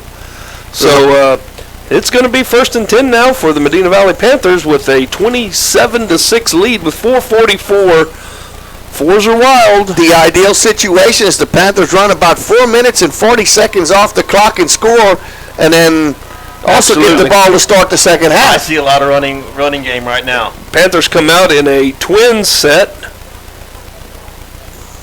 and they're going straight lead, and that goes for nothing as 25 carries the ball. 24. That would be number 24. 24. Diego Morales with his first carry of the night. Well, just a little simple lead play. Gets about 2 yards. They're going to give him credit for. That was a handoff up the middle. Monty Cluck on the stop there for the Boerne Greyhounds. Brings up a 2nd and 8. So as Medina Valley goes. Different formation, same play. They got a slot to the top side, fly motion to the slot back now, halfback, and it's the old tackle trap play back the other way against the grain to number 25, that looks like. There goes Gibson back in the game. That's Jacob Salas. I thought for sure that he'd give him a steady dose of Gibson, but he just now went back in, so I'm assuming that's what's going to happen. So Salas gets about 4 on the play, brings up 3rd down and about 3. Elijah Marshall on the stop there for the Greyhounds. You need 3 yards. What do you think they're going to do? Chances are they're going to hand off to Gibson. Well, let's see if they go bread and butter. And they are in the ISO formation again. Traditional slot. And it's a trap right up the pipe to Gibson. And Boerne kind of snuffs that one out. I think they it's gave going to depend on the mark. Yep, they're signaling 1st down. Yep. So he gets his 3+. Enough to move the chains. Cluck is arguing his case that he didn't get the 1st down, but Gibson definitely stretched the chains and does move them. So from the 30, looks like he's going to set the ball down on about the 39-yard line as the clock ticks, 3:19. And counting. Panthers looking to take the air out of the ball a little bit. Tight formation, nasty slot to the bottom. Nasty goes in fly motion, and here we go, we're throwing it. That's interference. He caught it. That's interference is going to be called on number 26 as he got up in the chest of Garrett Leggett, and he has a little size advantage on him.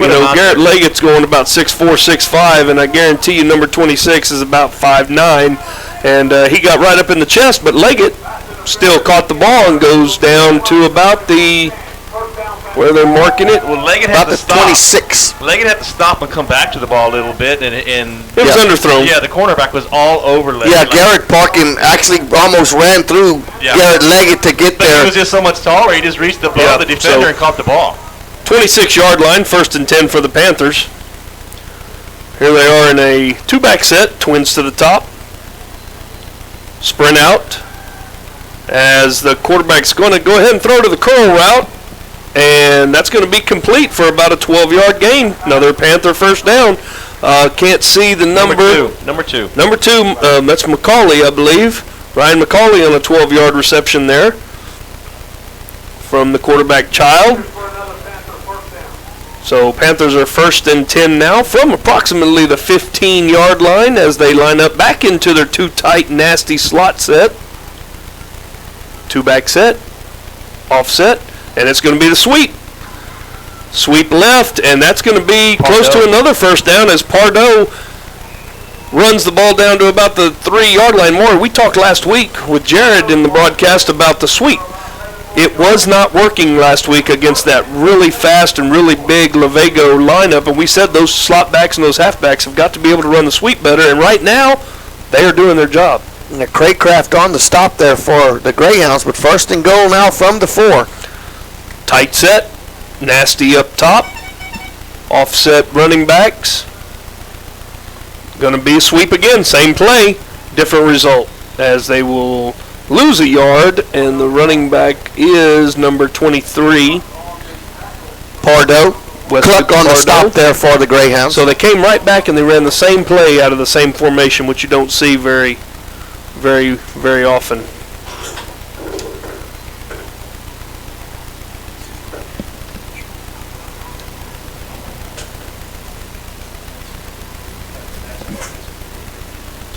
So Panthers break the huddle fast. They go to a nasty right double ISO set, and number 20, I can't see who that is, Maury. 23, Pardo. Pardo was kind of almost like a power I set. It was a double ISO. He gets down to about the 2-yard line, brings up 3rd and about 2. Cluck once again on the stop for the Panthers.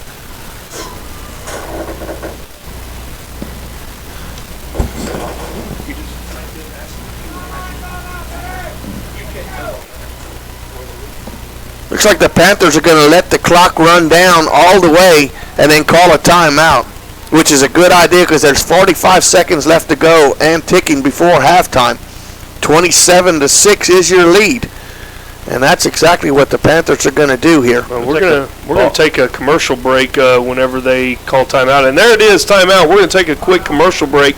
This is the Medina Valley Broadcast Network. This is MVBN, the Medina Valley Broadcast Network. Once you start banking online, it all just starts to click. You get e-statements, online bill pay, 24/7 access, your whole financial picture right on your screen.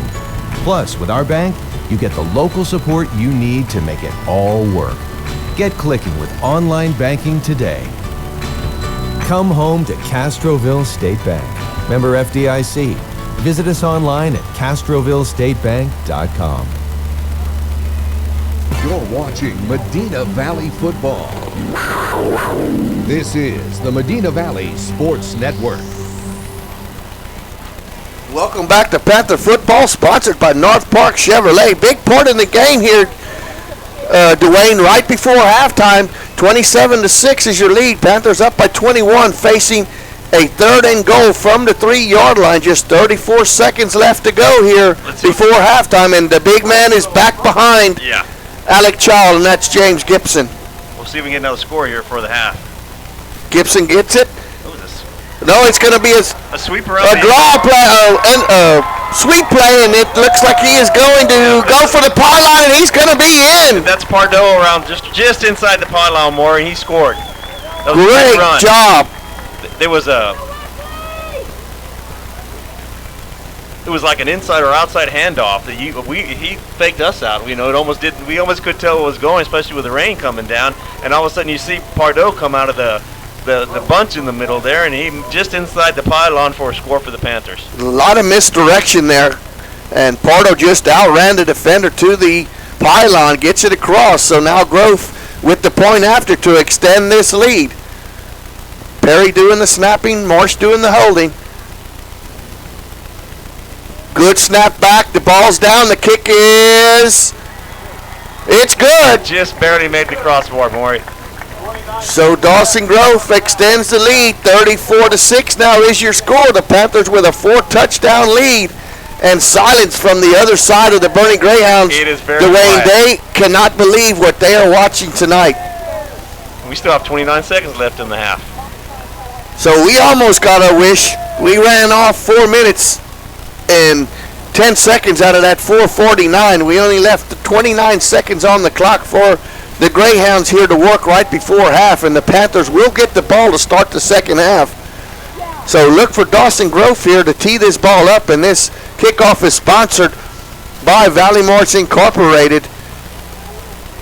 Several locations all around the area, one in Devine, one in Honda, one here in Castroville, one on I-37 on your way to the coast. So wherever you are here in this area, you can very well assure that there are friendly employees waiting to take care of you at the Valley Marts convenience stores. Grove tees the ball up. Now he adjusted a little bit, and Grove has been doing a good job of directional kicking off here, not kicking to the deep man, just putting the ball in between the first and second wave of the Greyhounds. Let's see if he tries it again here. Checks from the right, checks to the left. Now he pooch kicks it. It's going to go down to the 30-yard line. It will be taken in at the 30. By number 17. 17 runs around to the right side of the formation. He's brought down by number 27 for the Panthers. I don't know that he was even Jeremy Martinez. He wanted nothing to do with that. He did not want to catch that ball. As he got it, and he kind of just lowered his shoulder and went down to the ground. Martinez made sure he was going to stay there. We got a flag down at the 40-yard line, Maury. It may be offsides on the kickoff team. We'll see. And it's right on the 40 where Grove was doing the kicking, and it's going to be a legal procedure on the Panthers.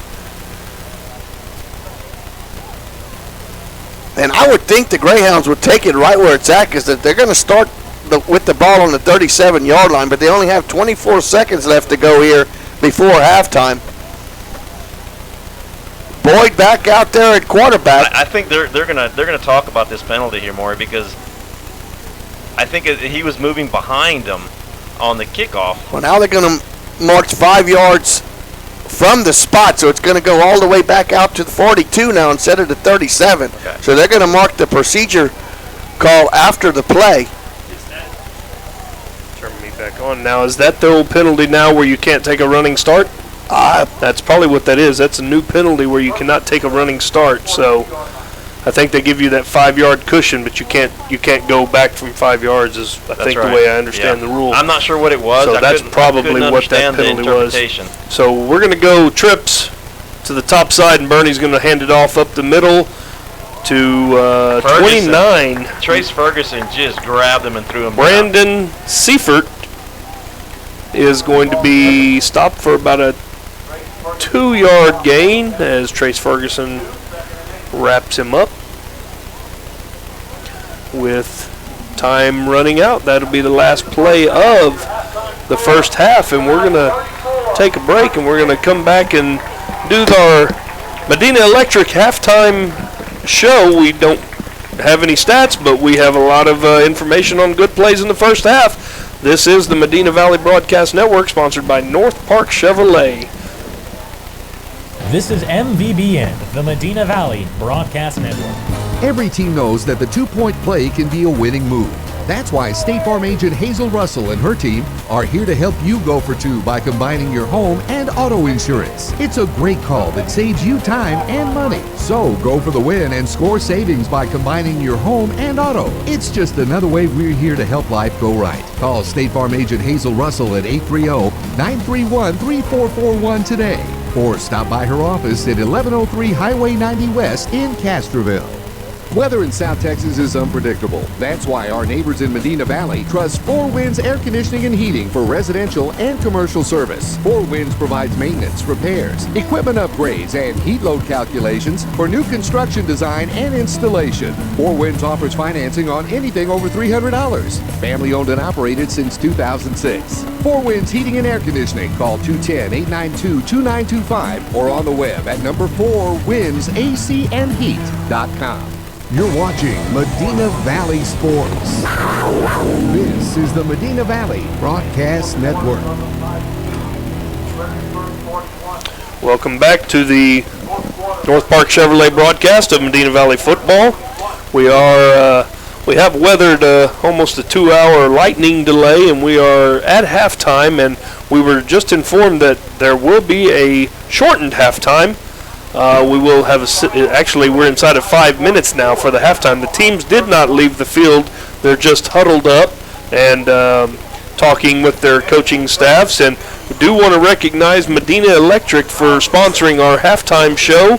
Medina Electric, we exceed member expectations in everything we do. And Medina Electric has always been a sponsor of local youth sporting events, including the local high schools here. And we sure do appreciate everybody over at Medina Electric. And you know, Maury, one thing that we do appreciate more than people know is we appreciate those guys that are on call in the middle of the night in storms like this right here that get our electricity back on, so our air conditioner comes back on in the middle of the night. Or heater. That's and you know, they're out there, you know, and it's dangerous. Oh, absolutely. You know, they fight through a lot of things. I mean, you know, we really appreciate everything that those linemen do for Medina Electric. I was just going to say that you there's certain things you take for granted. When there's no electricity, it's like everything just quits. And those people that get out there in the middle of a storm to get you back electricity, and I'm one of the main ones. When my TV goes out and I'm at home and I can't watch TV, I go crazy. Absolutely. And, you know, it's a great thing that we have people dedicated like that at Medina Electric to, you know, come out and appreciate the fact that, you know, they take care of all of the kids out here, and they do sponsor a lot of the sporting events locally. So thank you, Medina Electric, for everything that you all do. And with that being said, you know, we do continue, we'll always take sponsorships. So if anybody would like to be a sponsor or something, you know, just give us a call. You know, go to a Facebook page. There's several ways to get a hold of any and all of us here, and we can get you set up with a sponsorship, because we work on sponsorships. We do not work for the school, and we love being out here. So we love bringing this all to you guys, and we do have our newly named sports show, the Sports for Supper. until we officially rename it. Right now it's Sport for Supper, but Sports for Supper at Sammy's. It makes sense. It's at Sammy's. At Sammy's, and we will be at Sammy's again this next week. We will be in the front dining room, so come on out and have a special with something. You're on, Dwayne. Okay, glad to hear it. and yeah, because I wanted to talk about Sammy's. I didn't want to miss out on the Sports for Sammy show. Yeah, Sports for Sammy. Supper for.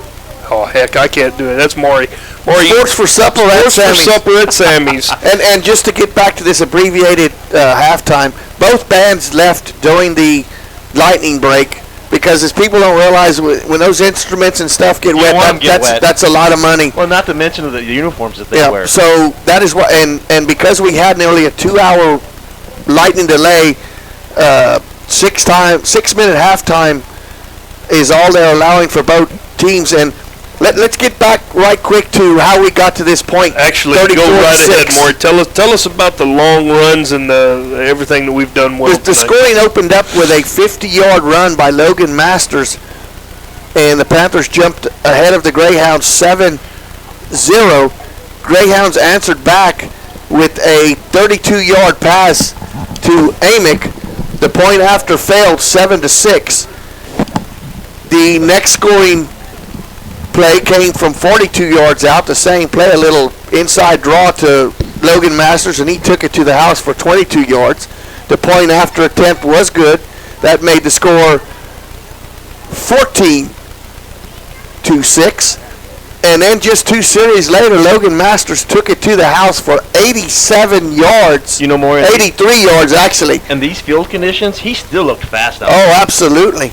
And then a great throw and a great run after the throw to Aaron Sotelo for 43 yards for the touchdown. And then the final score, Wesley Pardo from 3 yards out just got inside the pylon with just 20 seconds left before halftime to stretch this lead to 34-6. And that's where we stand right now, Jeff. And They're teeing it up. They're teeing it up. Number 6, Taylor Rand, out there for the Greyhounds to start this second half. I like these kind of half times. Yeah, that was fairly abbreviated, all right. So I hope you didn't leave to go get you any kind of dinner or anything this late. It's after 10 o'clock. Or any beverage. Or any beverages.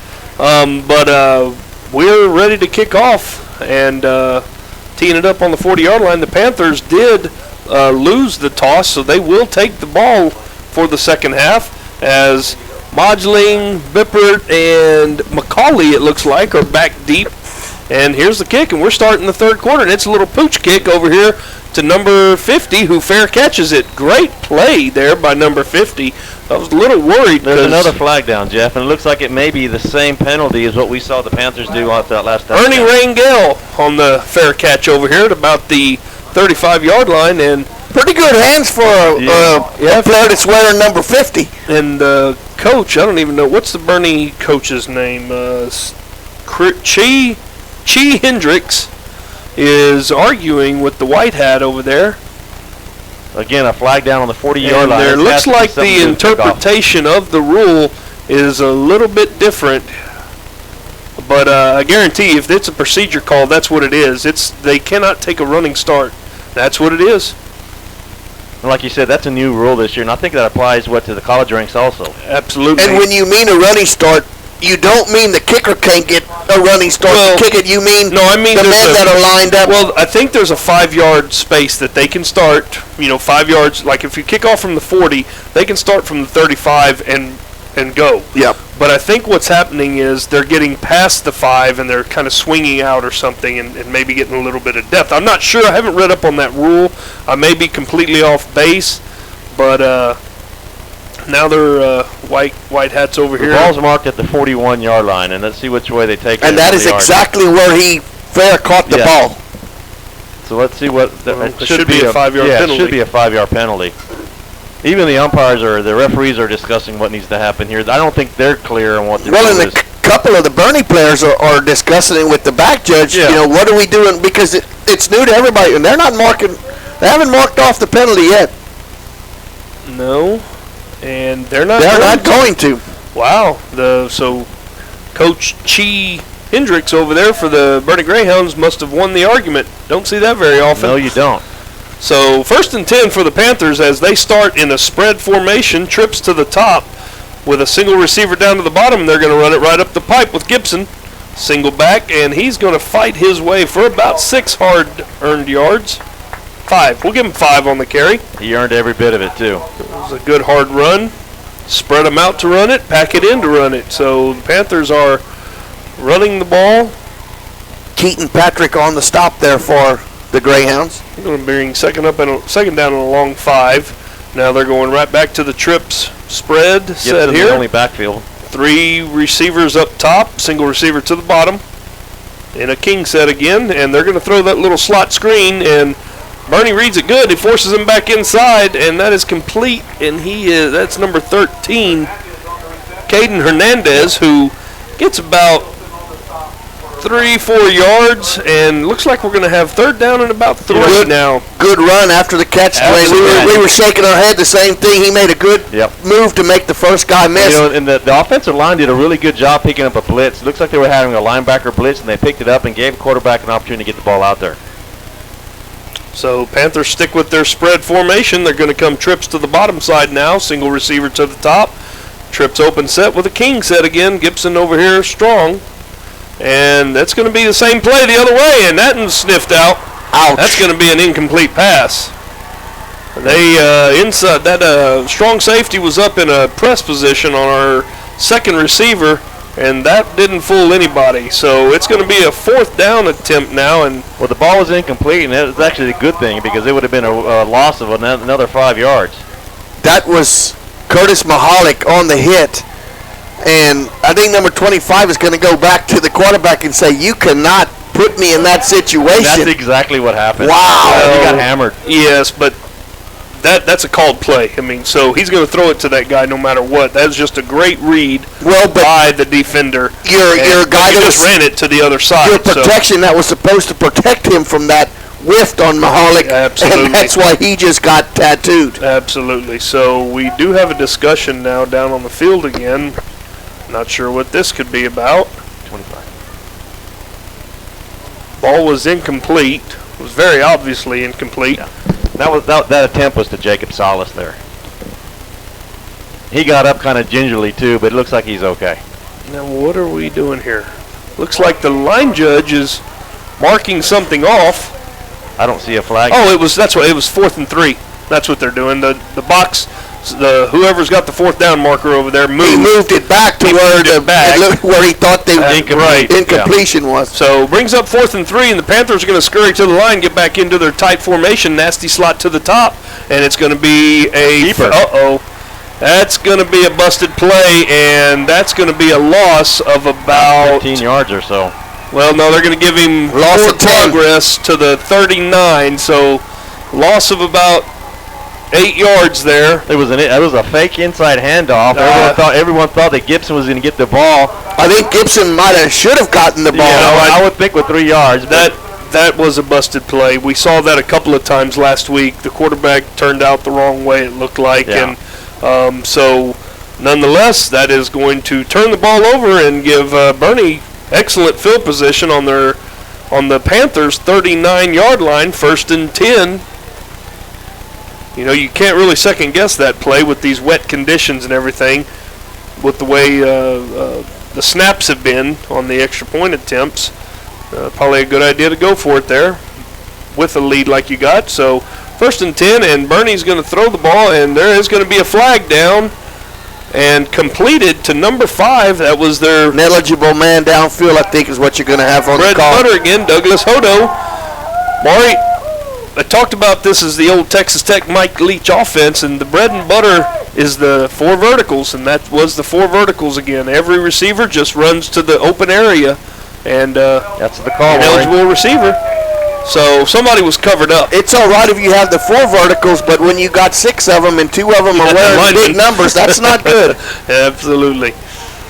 I think that negates a good downfield pass that probably would have given them a 1st down. Yeah, I think what happened on that one wasn't necessarily because the flag came out too early. They were not lined up correctly. They had the inside receiver was covered up by the outside receiver, which makes him ineligible. Then he can't release for a pass. So they're going to go 5-yard penalty. He's going to make it 1st and 15 now. Boerne stays in their spread offense, 2-by-2. With the running back to the right. It's going to be a 3-step drop, and the quarterback is going to be under pressure, and he's going down. Ferguson with a quarterback sack. Trace Ferguson with a QB sack on about the 49-yard line of the Boerne Greyhounds with a loss of about 10 yards. Ferguson just broke up the middle there and just grabbed the quarterback like a big monster, and he got a little help there from Steel Perry to bring him down. It's going to be 2nd down and about 22. Boerne goes to a trips formation to the top side. Open receiver down here on the bottom. Yeah, they need to be Single careful. coverage again. They're going to see if we'll cheat that safety over here again to give Rippert a little help. He's bailing on him, and he's looking this way, and it's going to be a screen. Screen to the running back, and somebody's giving chase there, and the running back, he's going to get a few more up the pipe. Good blocking there by the Greyhounds. They're going to get a big chunk of yardage back. And there it's going to be 3rd down, and now it's manageable. 3rd down at about 5. Dante Henry on the stop for the Panthers, but not before a big gain makes it a manageable 3rd down. They're definitely in 4-down territory here, all the Greyhounds. Let's call it 3rd and 6. Twins 2-by-2 set again. It's going to be a run by the quarterback, and he's going to outrun everybody to the left side, and he's going to be short of the stick. So it's going to be about 4th and 1 as he is run out of bounds. The defensive end over there again, Maury, I'm having trouble seeing, but the defensive end over there again, I think it was number 44. He's Isaac Santos. He's running up the field, and that's who that quarterback's reading. And that quarterback sees him up the field. He's going to, or closing and not getting flat. He's going to pull the ball, and he's going to try to outrun him every time. So we've got a 4th down and about 2, it looks like. Long 1.5. As the Boerne Greyhounds are in a double set, and they hand it up the middle. Nobody touches him until about 6, 7, 8 yards, and It's a gain of about 10. That was Poole on the carry. Poole up the middle. Cole Modulin with a touchdown-saving tackle. And Bernie's right back at it, and they're snapping the ball. Same play. That's a dead ball. And they are not letting that play get off. The chains were not set. Oh, we got a flag. They threw a flag down on it. We were still moving. They were moving. Bernie was still moving. They shot themselves in the foot right there because they were hurried to get up on the ball. They were trying to go fast. The quarterback did not let his men get set before they snapped the ball. So it's going to be first down and 15 from about the... Sorry, everybody. It's just tough to see through these 20-yard line. Looks like about the 20-yard line. First and 15 from the 20-yard line of the Medina Valley Panthers with 8:10 left in the third quarter.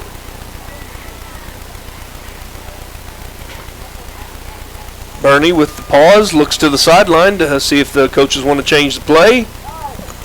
And looks like we've got a pro set again. Bernie's back in their pro set.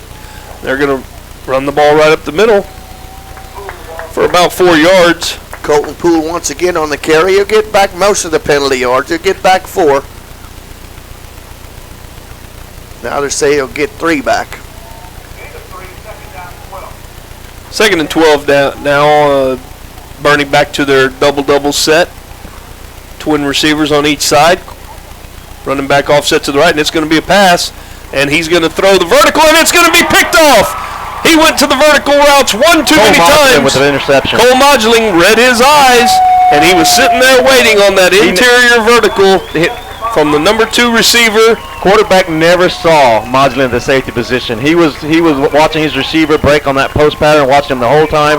Modulin just stepped right in front of him and intercepted the ball. Great defensive stand. Yeah, you can run those 4 verticals as much as you want, but you've got to throw the ball on time also. And quarterback held on to that one just a little bit too long and gave Modulin a chance to leave the receiver from the right and move over to the receiver on the left and jump in front and make that interception. And he returns it out to about the 9-yard line, it looks, maybe 8-yard line. Yeah. So it's going to be twice that the Panthers have stopped them with a turnover deep in their own territory. First and 10 for Medina Valley. Come out in a nasty set, nasty to the top. It's going to be ISO out to the... Can't really see. Looks like number 13.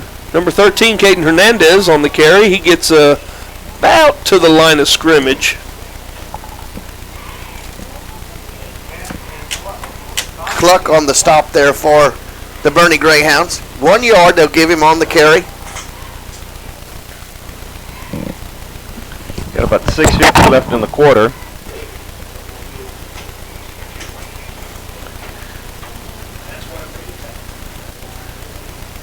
Under center is Child. Changes the call at the line, barks out the... He did do an audible. Looks like he's doing an audible, and looks like we're going to call timeout. Now they're going to call a timeout. They didn't like the set. Was second and long. And, Dwayne, that's something we talked about in the coaches show the first week when Alec Child was on there. We asked him, basically, does Coach Sosa give you the opportunity to change the play if you see something you don't like? And he said, yes, I do. And right there, I know we got a 4-touchdown lead, but you don't want to make a mistake down here in your own territory and give momentum back to Boerne because you just stole it from them. That's right. On a big interception. Shows Charles' maturity right there because, he's smart. He knew what he needed to do. He didn't like what was going to happen. He's keeping his head in the game. He knows what's going on and he knows the situation. That was a smart move. Call timeout. Don't give them an opportunity to take advantage of a bad play. Absolutely. So good heads up timeout call there by Alec Child. If you've just joined us, we were in nearly a 2-hour lightning delay. And at the time, it was 7-6 at the time. And Medina Valley has just exploded from there with 4 straight touchdowns and leading this ball game 34-6 with 6 minutes and 30 seconds left to go. Panthers coming out of a timeout facing a 2nd down and 9 from their own 9. Gibson in the backfield. Child under center. Drops back. He's in the end zone now getting chase. Is the would-be defender, and the pass is incomplete to Sotelo. Intended to Aaron Sotelo out in the flat, but falls incomplete. So that's going to bring up a 3rd down now, and that same 9 from their own 9. You know, Maury, all the umbrellas are down. Looks like the rain has stopped, but it's still real wet out there. Well, maybe that question was answered by Creedence Clearwater Revival. Who'll stop the rain? As the Panthers come in for a third and about 10. They're going to stay in their little wing set here. Looks like they're going to be satisfied with, oh, nope, they're going to throw a little screen, and it is red, and Panthers missed a block. It is completed. That play should have been stopped for about a 1 yard gain, but they threw the ball to Gibson, and guess what? He got a handful of yards out of it anyway. Yeah, he got about 6 yards on that, but there was only one defender out there, and the 3 linemen didn't catch up to the guy, and he just kind of split the seam and Panthers are going to punt. Made the play. So Panthers in a spread punt formation now. Who is that back to punt? Who's that Child? That's Child back to punt, and he will get the kick Nice away. punt. Fielded at about the 48-yard line. Hodo. Number 5, Hodo, and he will be tackled down at about the 40-yard line. So Brought down by number 4. return of about 5-6 yards, and we're going to have a personal foul. I saw that one late. Bernie kid came way over the top and hammered somebody.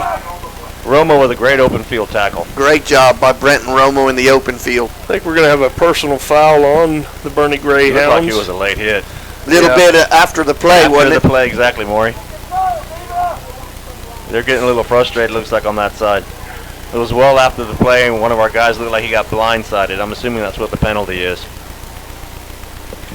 Made a dead ball. Personal foul. And ejection. Oh, and he is being thrown out of the game. That's exactly what it was. He blindsided one of our guys, and he just ripped him. And you know, if there was helmet-to-helmet contact, they may be calling it, helmet-to-helmet contact, and that's an automatic ejection. And the Panther that caught the brunt of that was number 44. And he's kind of shaking up on the sidelines. He got his helmet off. I mean, he is really feeling the effects of that. And I'm not being that's Isaac Santos. harsh. That was a cheap shot, fellas. I'm sorry, but that was not. There's no other way to describe it. That's not even pretty to explain. Foul. He basically got hit in the ear hole from the blind side. He didn't see it coming, and that's really tough. But they still haven't marked off the penalty here. That's got to be, 15 yards? It's got to be. Well, personal foul is 15 yards. Well, and it's got to. That's the call because they ejected the player out of the game. They're marking it off against the Panthers. Whoa! Oh, they called it on Medina Valley. Oh, my. Absolutely backwards. So, who did they eject? That's not at all what I was thinking. Wow. When our guy is laying on his back. They ejected somebody. I guess it was a Medina Valley player. It must have been number 44. We had that totally Does he have his helmet in his hand? Yes. Well, it wasn't number 44, so we'll have to figure out who got ejected. But with that being said, it's 1st and 10, Bernie from the 25-yard line. Back to pass. And quarterback's back to pass, and he's running around. He's scrambling around the right side, and he's going to be forced out of bounds at about the 15, 16-yard line. Grove running him out of bounds, running Boyd out of bounds. Defense. We lost containment over here. Looks like defensive end over here was looks like number 16. Is it Marty in there right now? Yes. Yeah, it is. Okay. So 2nd down and about 1. Going to be a little toss sweep to the inside slot receiver in motion, and he just ran out of bounds. Marty, they had a lot of Jared Marty's jersey, number 1 did. Marty was the one that pretty much forced him out of bounds. Hodo just ran straight out of bounds. He wanted nothing to do no, with it. he didn't want to turn upfield. He loses about 2 yards. I guess he doesn't want to run the ball. He wants to catch it. So that's going to bring up a 3rd down and about 4 now. Spread formation. Actually, pro set now. They're in a pro set. Twins to the top side. It's going to be a sprint out pass. Hodo's open. He gets him the ball, and he drops it. Drops the ball.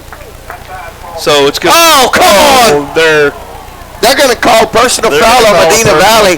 And that's going to be... Hodo dropped the ball. The Panther had him wrapped up and took him to the ground, and they're going to say continuation on that play. And the Panthers... did a little bit, ride him into the dirt there after the incomplete pass. But he didn't know if he caught the ball or not. Yeah, that's true. He may not have known he caught the ball. So it looks like on the opposite side over there in the Boerne Greyhound side that that's going to give them a first down inside the 10. That's going to be a half the distance to the goal. There's 5:17 left in the third quarter with this going on. First down, personal foul. So something must be going on down there, guys, that we're not aware of, because the chippiness seems to be going against the Panthers, and they're marking it off now. It's half the distance to the goal, I would believe. So I'm still confused on the play before, because with an ejection, you've got to leave the sidelines, and I haven't seen any player being escorted to the locker room. Yeah, so here we go. Boerne champion, first and goal. They're in a twin set. They're going to throw the ball. It's going to be a deep fade. And looks like he caught it. He caught the ball down the end zone for a touchdown. To number 5. It looks like Hodo. Hodo redeems himself with a catch right at the pylon at the goal line. They're going to say he brought it in for the touchdown. Hodo was lined up as the slot receiver, and he just did a little out route, little soft out route, and outran the man-to-man coverage. So with 5:12 left in the third quarter, Boerne gets on the board with another touchdown.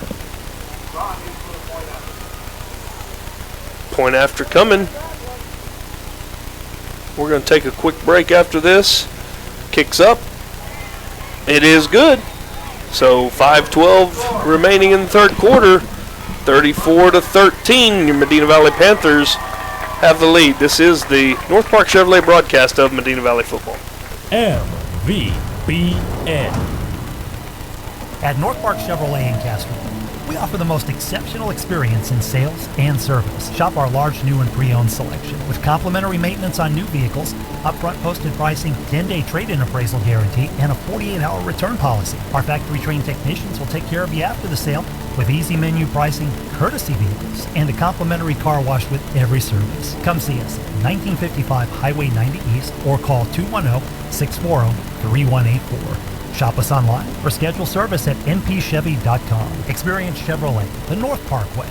You're watching Medina Valley Sports. This is the Medina Valley Broadcast Network.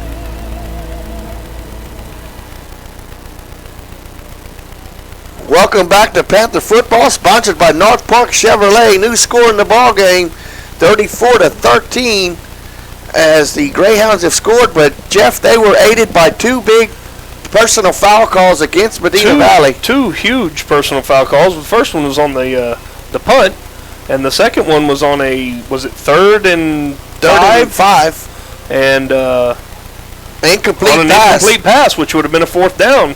So a couple of penalties aiding the Greyhounds there. Medina Valley needs to regroup as the Valley Mark kickoff goes out of bounds at about the 18-yard line. So the Panthers will get this ball on the 30. And they will take it on 30, it looks like, with taking the choice. 34-13. Medina Valley struggled a little bit with their last offensive series, and it's kind of the first time they've struggled on a series, because have they punted tonight, Maury? Yes. They did punt once. So the last possession. That last one. Yeah, so that is the only. Yeah, out of his own end zone. That's the only punt, I guess, that they've had tonight. Went for it on the other fourth down on the busted play and turned it over on downs, but that's two bad possessions the second half. That's back to back. Yeah, so Panthers looking to get something going, get back into a rhythm now as they come out in a twins set down to the bottom, offset backs in the gun. Blitz showing by Boerne, and it's going to be the same little screen pass out here to a twin set, and number 23, Pardo, gets about 8 on the little screen to the right-hand side there. Yeah, little screen to the slot. Good blocking out there by the split end. Brings up a 2nd and 3. Cole Boyd now is out there on the defensive side for the Greyhounds, out here at one of your free safeties. Twin set, same formation. Going to run the ball this time. Gibson is going to be met by a host of... That's the first time I've seen them stop Gibson tonight. So it'll be third down, and that was no gain. So third down at about 3. And there's a penalty as One of the Boerne Greyhound players came out of the pile with the football after the ball had been blown dead, well after the ball had been blown dead, and he ran over to the official to show him the football. That he got the fumble. And he threw the ball very rudely. Well, the official said the play was ruled dead, and he just kind of threw the football in and like to say, oh, well, and it rolled about 20 yards past the referee, and he didn't like that. Yep, and so that will be should be unsportsmanlike conduct. That's going to be an unsportsmanlike conduct, and you're only allowed 2 of those in the game. Second one, you will be ejected. But I think the coach is taking care of that over there. He immediately has pulled the young man out of the game to have a little discussion with him on the sideline. If they walk this off against us, I'm going to get pretty upset. Yeah, it was an unsportsmanlike conduct. There you go. They got that one. It's going to be a 5-yard penalty? No, they called a delay of game.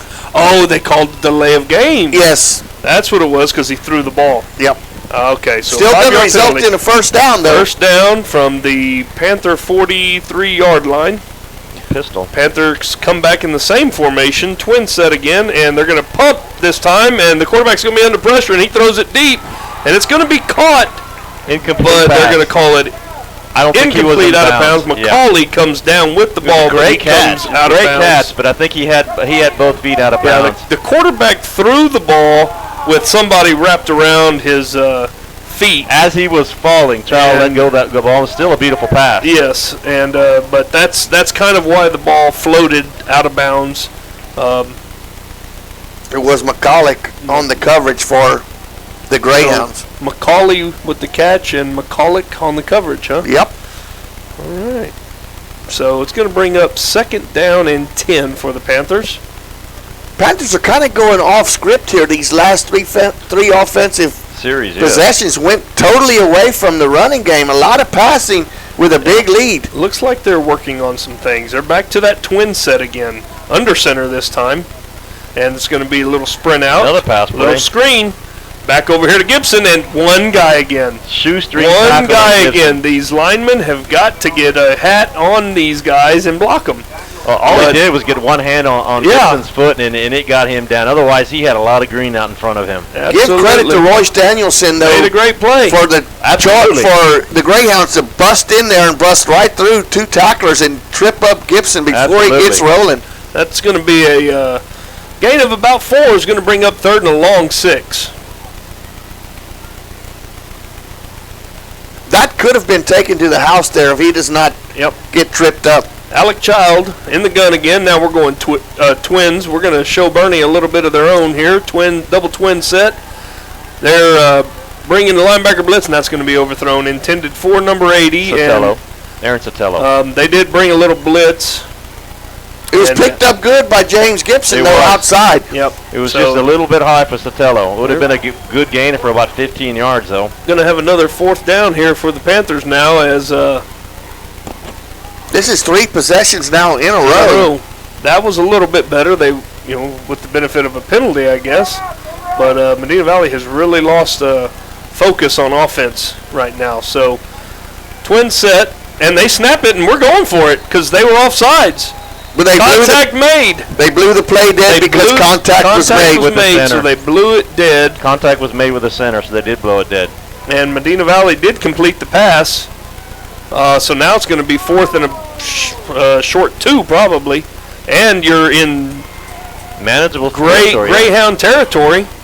Yeah, that'll move us to about the 49-yard line. So it was 4th and 7 to give us 5 yards. So it'll be hopefully a 4th and short 2, at least manageable. Well, they are really showing like they are confused on they're pulling it on Medina Valley. Oh, are you kidding me? False start on Medina Valley. They made contact in the neutral zone. They just blew that call. That is I don't see how terrible. I don't see how you see that. When all of their guys are in the neutral zone, it doesn't matter if you move. Because if the Panthers move while they're in the neutral zone... And Sosa's giving a taste of a little of his frustration right now. Absolutely, because that is... Which Sosa? Because they're surrounded by both of them. Yeah, they are. He's getting it from both ends. That's terrible. That's terrible. That is bad. Bad call. And we can't fret on it. Panthers line up now 4th and 12, and they will be punting the ball away. Traditional punt formation with 2 split wide guys. Alec Child back to punt. Snaps good. Kicks off. And short kick. Fair catch called for on the 30-yard line by Hodo.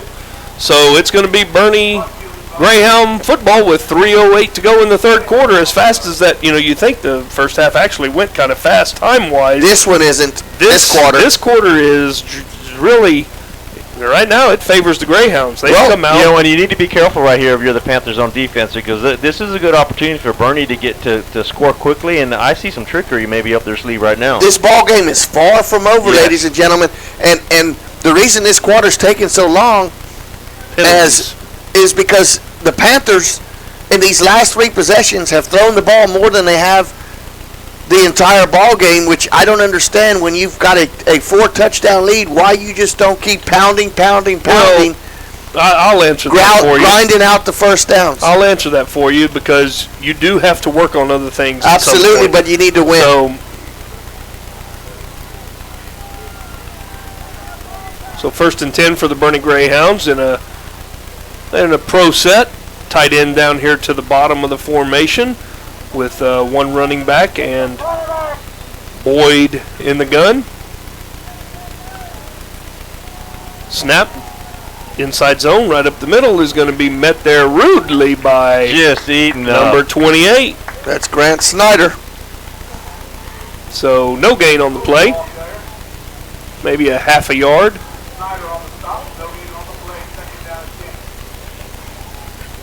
Stay in the same formation. Looks like same formation. Yeah, pro set, pro right down here on the bottom. Same backfield setup. 3-step drop to pass, and he's hit as soon as he throws it. It is complete for a first. No, he drops it then, but it was complete for a first down, and he dropped it, which took him about a yard behind the sticks. So it's going to be a gain of about 9. I'll tell you what, Steel Perry put a hurt on the quarterback. He came through the line and hammered him, put him on his backside. He still got rid of the ball, and now I guess they're talking about the referees have a little. Well, they're going to discuss whether he actually caught the ball. The ball came out, but I think he made an offensive move first, yeah, which that's what they're calling. Completed pass, but he dropped it then after contact was made. So it's going to be third and 1 yard to go from the 39-yard line. Same formation, pro. Hand off right up the middle, and he's got some room. Good little run there by number 22. That's Poole once again. Poole. Margining on the stop there for the Panthers, but a first down inside Panther territory, now down to the 36-yard line. That was just a straight handoff around the outside edge that it was wide open, a lot of running room, and he got 10, 15, 20 yards there. Down to the 43-yard line, same formation, same play the other way, and he's going to be met by number 28, Grant Snyder. That offensive line is not set when he snaps the ball. That is a 4-yard gain, it looks like.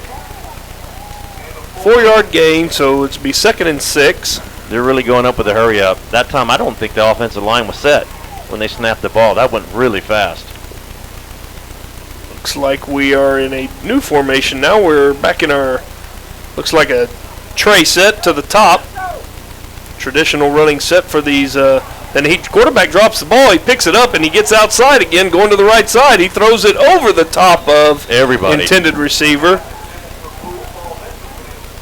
Poole was the receiver that kind of out of the backfield there. Dawson I guess. Grove on the coverage.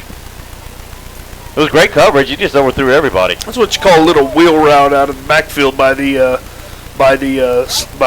running back there, and Dawson Grove did a good job reading his keys and staying at home.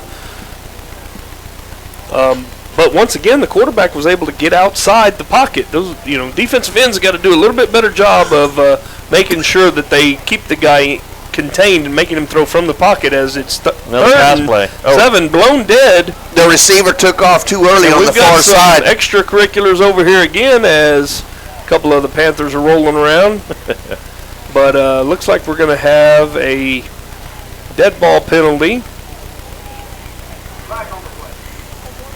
It's got to be a false start if it's a dead ball.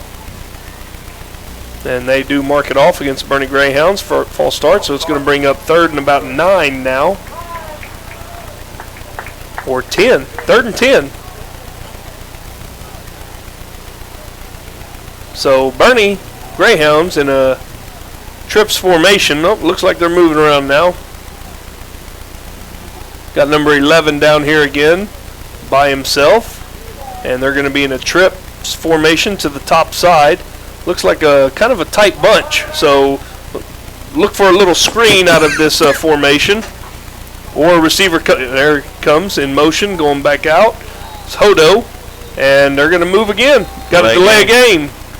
Delay of game now by the Boerne Greyhounds as now they start to shoot themselves in the foot with 57 seconds left in the 3rd quarter. Now it's going to be 3rd and 15. Better be wearing steel-toe boots if you want to shoot yourself in the foot. Ouch. Same formation. Looks like they're probably going to run the same play here. Bunch trips. 5, Hodo goes in motion. Shuts it down, revert, is going to run a rail. Down the sideline, they're going to run the 4 verts again, and the receiver makes a heck of a catch over the top. That's a great catch. He had 2 receivers all draped all over him. He still came down with the ball. He had 2 defenders, I'm sorry. Number, can't see his number from here. 19. Number 19. That's Robert Sherwood with a nice catch down to the, looks like about the 13-yard line. They got him the 15-yard line, so they're same formation back to this side, and it's going to be a run. Right up the middle, tripped up by Snyder. After a gain of about 5. So Panthers need to bow their necks right here. At least make them really fight to get this one in. Got 17 seconds. Same formation, bunch trips to the bottom side here with a king set. And they're going to sprint it out. Got a quarterback's run out of room. He's right on the sideline, throws it into the back of the end zone, and we can't see what's happening. Nothing happened. He threw it out of the end zone. He just threw it away. And that's going to end the 3rd quarter as that pass was incomplete. And when we come back, it's going to be 3rd and about 6 for the Boerne Greyhounds. But that's the end of the 3rd quarter, and we're going to take a quick break. This is the North Park Chevrolet broadcast of Medina Valley football. Visit mvbn.net for great articles on all your favorite coaches, players, and more at mvbn.net, the official website of the Medina Valley Broadcast Network. Headed out to the game? Then make a stop at your local Valley Mart convenience store. With 12 area locations, Valley Mart is always right around the corner. Fuel yourself and your vehicle with quality branded gas and diesel, snacks, and fountain drinks. Always convenient, well lit with clean restrooms. Valley Mart, family owned and operated since 1984, and a proud supporter of Medina Valley athletics and area youth sports for over 30 years. You're watching Medina Valley football. This is the Medina Valley Sports Network. Welcome back to Panther Stadium as the Medina Valley Panthers lead the Boerne Greyhounds 34-13 as we're about to start the 4th quarter here. This is, we want to go ahead and thank our sponsors, North Park Chevrolet. We do have another sponsor that has signed on, Broadway National Bank. We are here for good. Thank you, Broadway National Bank, for signing on. 4 Winds AC and Heating. Quality work, honest opinions, reliable service, and reasonable rates. Thank you, 4 Winds AC and Heating. Give them a call. Hazel Russell, State Farm Agent. Castroville State Bank. Sammy's Restaurant and Habeas Bakery. Medina Valley Pediatrics. As we get started in the 4th quarter here, Boerne has gone to a formation they seem to like, and they stay in it. The little bunch trips to the top of the set this time. They are on about the 10-yard line. And quarterback back to pass. He throws it to a wide open number 11, and he gets in for the score. Touchdown. And we've got a penalty again down here. Looks like 28. Oh, spearing. It looks like a helmet. They got 28, personal foul for spearing, and he has been ejected. That's Grant Snyder. He'll watch the rest of the game from the sideline. as Boerne has scored to make it a 34-19 game as they line up for an extra point. Number 3 runs into the game. We do not have a number 3. Maybe I missed that. It's hard to see up here with No, it's foggy number windows. 3. We don't have a number 3 listed on our roster. I think our technician man, Garrett, That's knows who that that's is. Eric Klessel. Garrison. Eric Klessel just got brought up from the junior varsity. Eric Klessel.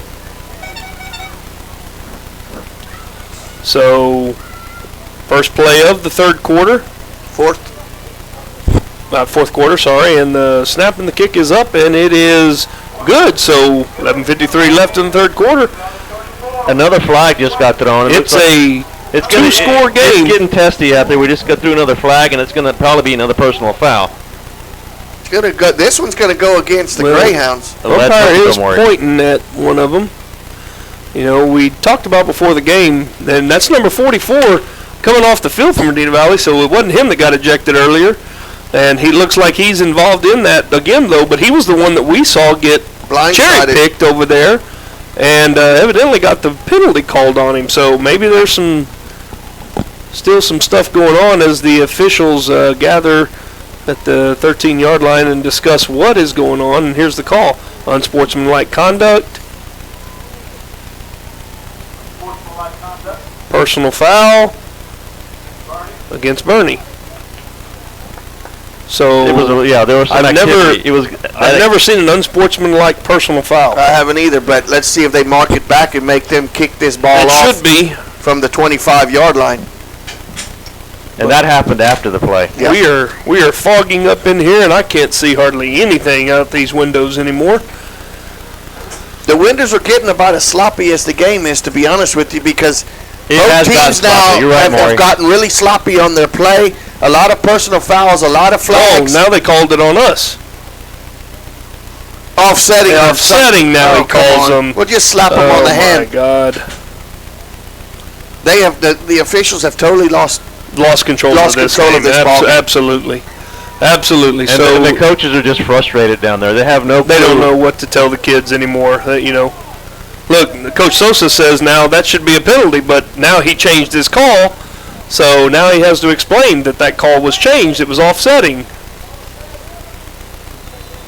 So Boerne tees the ball up on the 40-yard line, left hash. Maybe that was why, because one of us got called for the personal foul, the other one got called for unsportsmanlike conduct. That must have been what it was. Somebody was talking trash and somebody retaliated. Oh, Grant. Out of bounds. That kick will go out of bounds. Panthers will take over at the 30. The kickoff goes out of bounds, so another penalty.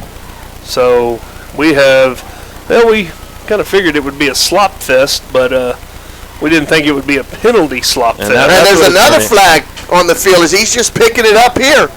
He's going to come over and explain what this is getting really, really bad. It's getting ridiculous. That's what it's getting. The coaches have got to they've got to manage their players a little bit better now. And I think that's what they're kind of doing. They're talking to them right now. Let's not let this game get out of hand. They better quit talking to them because the 25-second clock just blew, and the Panthers are going to take the ball first and 10 from the 30-yard line. And the Panthers guys have had 3 or 4 possessions now of not very successful. So they're back now in the nasty slot. Going back to the bread and butter, it looks like, as Gibson off left tackle, and he will run over the safety. And that should be a penalty, too. The quarterback handed the ball off, and the guy hit him after the play. You cannot do that as well, but Gibson will go for about 5 yards, so it'll be 2nd and 5. Craycraft on the stop for the Greyhounds. That is the rule. Let's keep an eye on that and see how testy that gets now as the Panthers come back in a wing formation. Wing to the bottom side. It's going to be a trap up the middle to Gibson. And he's going to power ahead Just for about shy. 4 yards. Looks Going like to be a little short of the first down. About a foot short of the first down. Logan Hance on the stop there for the Greyhounds. 3rd and short. Cauley brings in the play.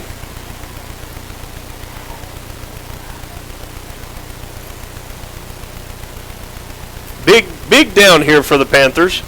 They go into a full house backfield, T formation.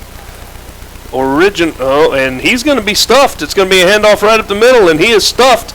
And it looks like it's going to be close. It looks like a rugby match out there. That would be short. There was a big pile. Both teams were piled up in the middle, and they were rocking back and forth. I didn't think he got to the 40-yard line, but we're about to. If the ball's touching, favorable spot, yeah. If the ball's touching, wow, that's a great spot. It looks like Gibson's in there. Okay, here we go. First down. What a spot. That is a great spot there. That's great spot for the Panthers as they're pushing the clock up. The side judge on the other side of the field had a left foot spot, and it was short. On this side of the field, we got a right foot spot, and he got it by the length of a football. It's going to be 1st and 10 for the Panthers. They stay in the nasty formation. Motion by number 13, Caden Hernandez. He gets the ball off the left-hand side, and he's going to be outrun. He's outrunning everybody, and they're going to call a block in the back. Absolutely not a good call. And it didn't have to happen. Didn't have to happen because he was around the edge, and they're going to get number, I can't even tell who it is, but Hernandez goes for about 7-8 yards, and it's all going to be for naught as there will be a block in the back called against the Medina Valley Panthers. There's the call by the white hat, and wonder if we can, how many plays we can go in a row without a penalty. Anybody want to? We just went 4.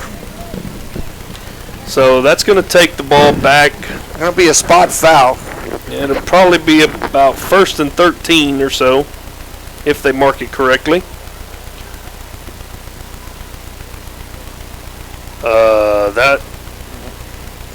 That's okay, so yeah, it was a gain of 5, so it's going to be 1st and 15. 1st and 15 for the Panthers. And Maury, we talked about last week about how in the second half Medina Valley didn't come out ready to play, and they're kind of doing the same thing this week, it looks like, as they line up in a twin set, offset backs, under center, quarterback, sprint out, and he's running for his life. He better throw it, and he is going to be drugged down at the 28-yard line. Number 20 catches him from behind. That's Logan Hance. And the Panthers are going the wrong way, as now it is going to be third down and about 21, 22. Second down? Second down. Second down and 22. So try to cut it in half right here. Give yourself something manageable on 3rd down. As Panthers go to a trip set now. Leggett's split way out to the left. Let's see if they go to him. Trips open. 3-step, quick throw, and Bernie is all over that one. That's going to go for a loss, actually. Quick throw out to number 25, Pardo. Jacob Salas. And he was tackled right away for another loss. So 3 plays in a row now. The Panthers have lost ground. Number 20, once again, Logan Hansey on the stop for the Greyhounds. So it's going to be 3rd and a country mile. About 23, it looks like. 34-20, 8:20 left to go in the game. It's going to be a double slot formation. Motion across the formation with Hernandez. Going to get outside and throw, and it's going to be launched down the sideline, intended for McCauley, and number 15, the quarterback, had good coverage there on McCauley, so that'll bring up 4th down. Panthers have not scored here. And they've lost momentum. In the second half, and we are getting pushed backwards. Yeah, we have lost momentum by this completely. Greyhound team, and Bernie is one score from making this very interesting. Absolutely. 8:03 left in the 4th quarter. And that incompletion stops the clock yet. Child back to punt. Traditional punt formation. Alec Child back to punt, and he gets it away, and it's a short kick again. Hits on about the 50-yard line. Carams ahead to about the 45-yard line where the Panthers will pick it up dead. Once again, though, great field position for Bernie. And guys, defense is going to have to step up. And one thing that we forgot, they don't have their leader out there, their inside linebacker, Grant Snyder, now. So it's going to be interesting to see how this game wraps up. Somebody's going to have to step up and fill that void and be a leader. Be a leader. Step up and be a leader. Greyhounds come up in that bunch set again, which was successful for them in their last series. Bunch set to the top of the formation. Hodo comes in motion, rejet, back out, and it's going to be a handoff up the middle. And there you go, right up the pipe. And he's doing a great job of running, getting outside, and he's finally forced out of bounds by Henry on about the 40-yard line of the Panthers, so gain of about 20. Colton Poole on the stop, dog. Doing a poor job. Henry on the tackle. 25-yard gain for the Greyhounds. Well, if the Boerne coaches know anything, they saw 28 get ejected, and they may have tried to abuse the interior of that line now where Grant Snyder was. First down, they're going to throw the ball, though, and it's going to be thrown deep, and he's got a man off his fingertips, and he was open. He had beaten Henry, yes, and he was, a fingertip away from making that catch. So, and he was 5 yards deep in the end zone when he that was Amick, the intended receiver, again. And he had 2 steps on Henry.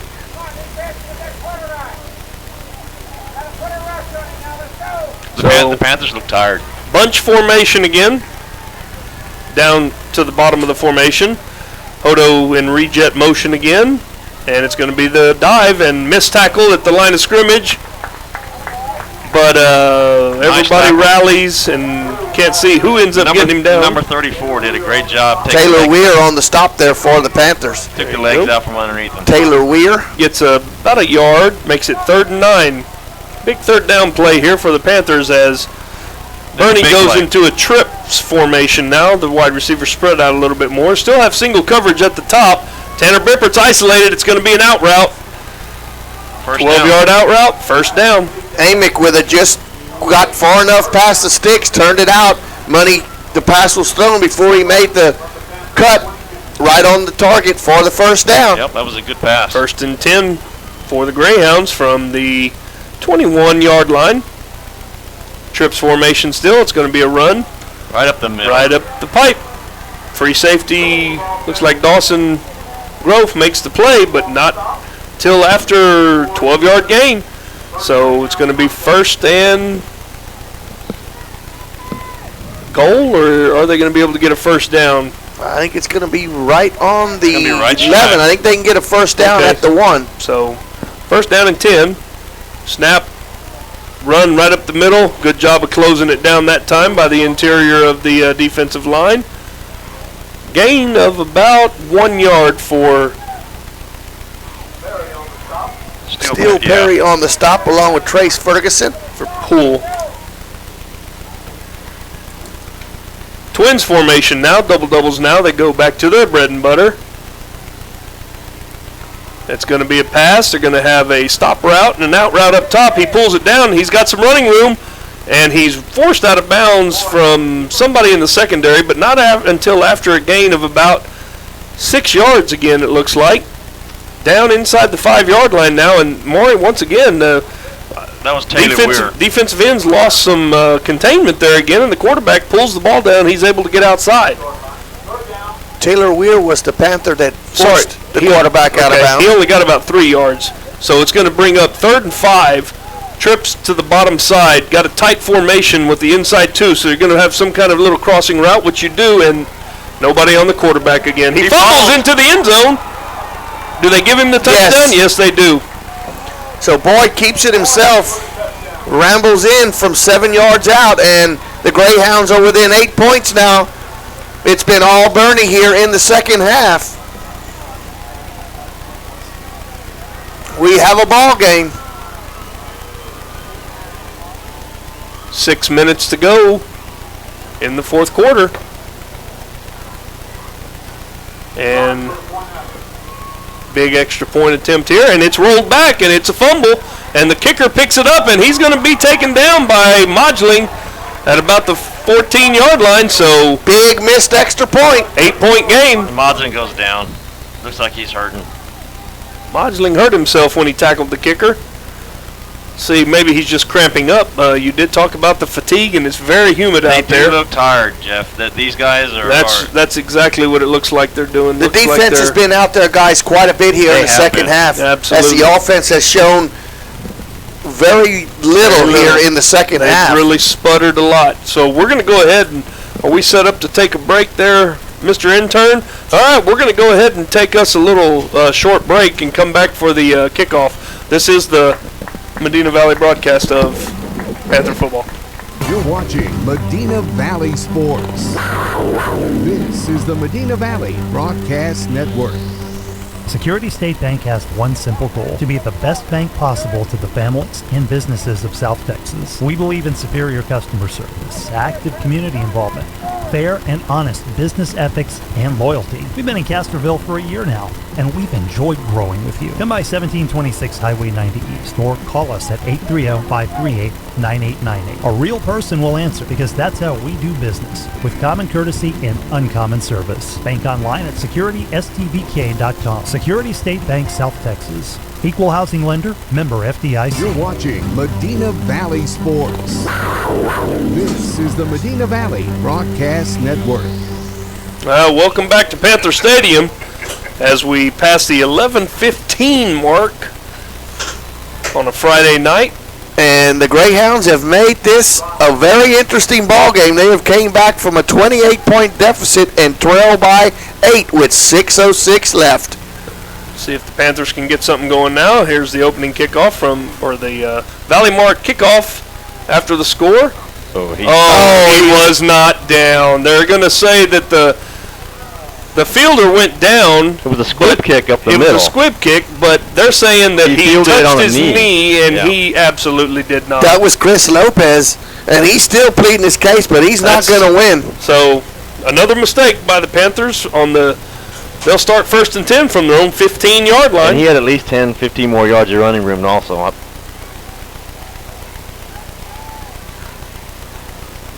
let's see what they're made of right here. This is gonna tell you right here. Panthers got to be strong here. 34-26, 6:05 left. 1st and 10. Nasty, double nasty here for the Panthers. Nasty goes in motion. It's going to be Gibson. Tiptoeing up in there. It's like he wasn't sure where he was supposed to run. There was a big old hole there. Looks like they're trying to take away that A gap from him, and he wasn't ready to really put that foot down and get into the B gap. He got about 2 yards. So it's going to be 2nd down and 8. Cluck on the stop there for the Greyhounds, but that's the first time I've seen a little bit of indecision from James Gibson. He's usually been hitting that hole quick. That time he kind of danced around a little bit before he attacked. Well, they're playing an odd man front here as now we moved. Left side of the line jumped for the Panthers. This has not been a pretty second half for the Panthers offense. Going to be 2nd and 13 now.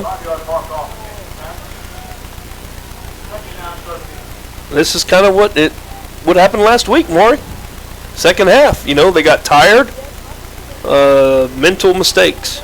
So nasty to the top side, wing set to the bottom. The wing goes in motion this time. That's Hernandez. It's a little inside handoff to 23 this time. That's Pardo. That's Wesley Pardo, who's going to get about 3 yards, which is now going to make it 3rd and 10. They put Medina Valley in a passing situation. Oh, that's what this is. This is a Cluck once again on the stop for the Greyhounds. This is a big third down conversion right here, ladies and gentlemen. Panthers need to keep control of this possession and run out some more clock. So the Panthers come out in a spread formation, twins on each side. One back set. Child's sprinting out to the left. He's got some time. He's got a man open, and it is going to be caught, it looks like. Incomplete.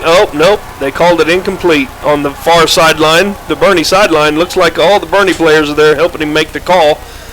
Couldn't tell. We can't see from here, but looked like he caught the ball. I don't know if that was McCauley. It was McCauley. That was, that's the difference in a passing team and a running team.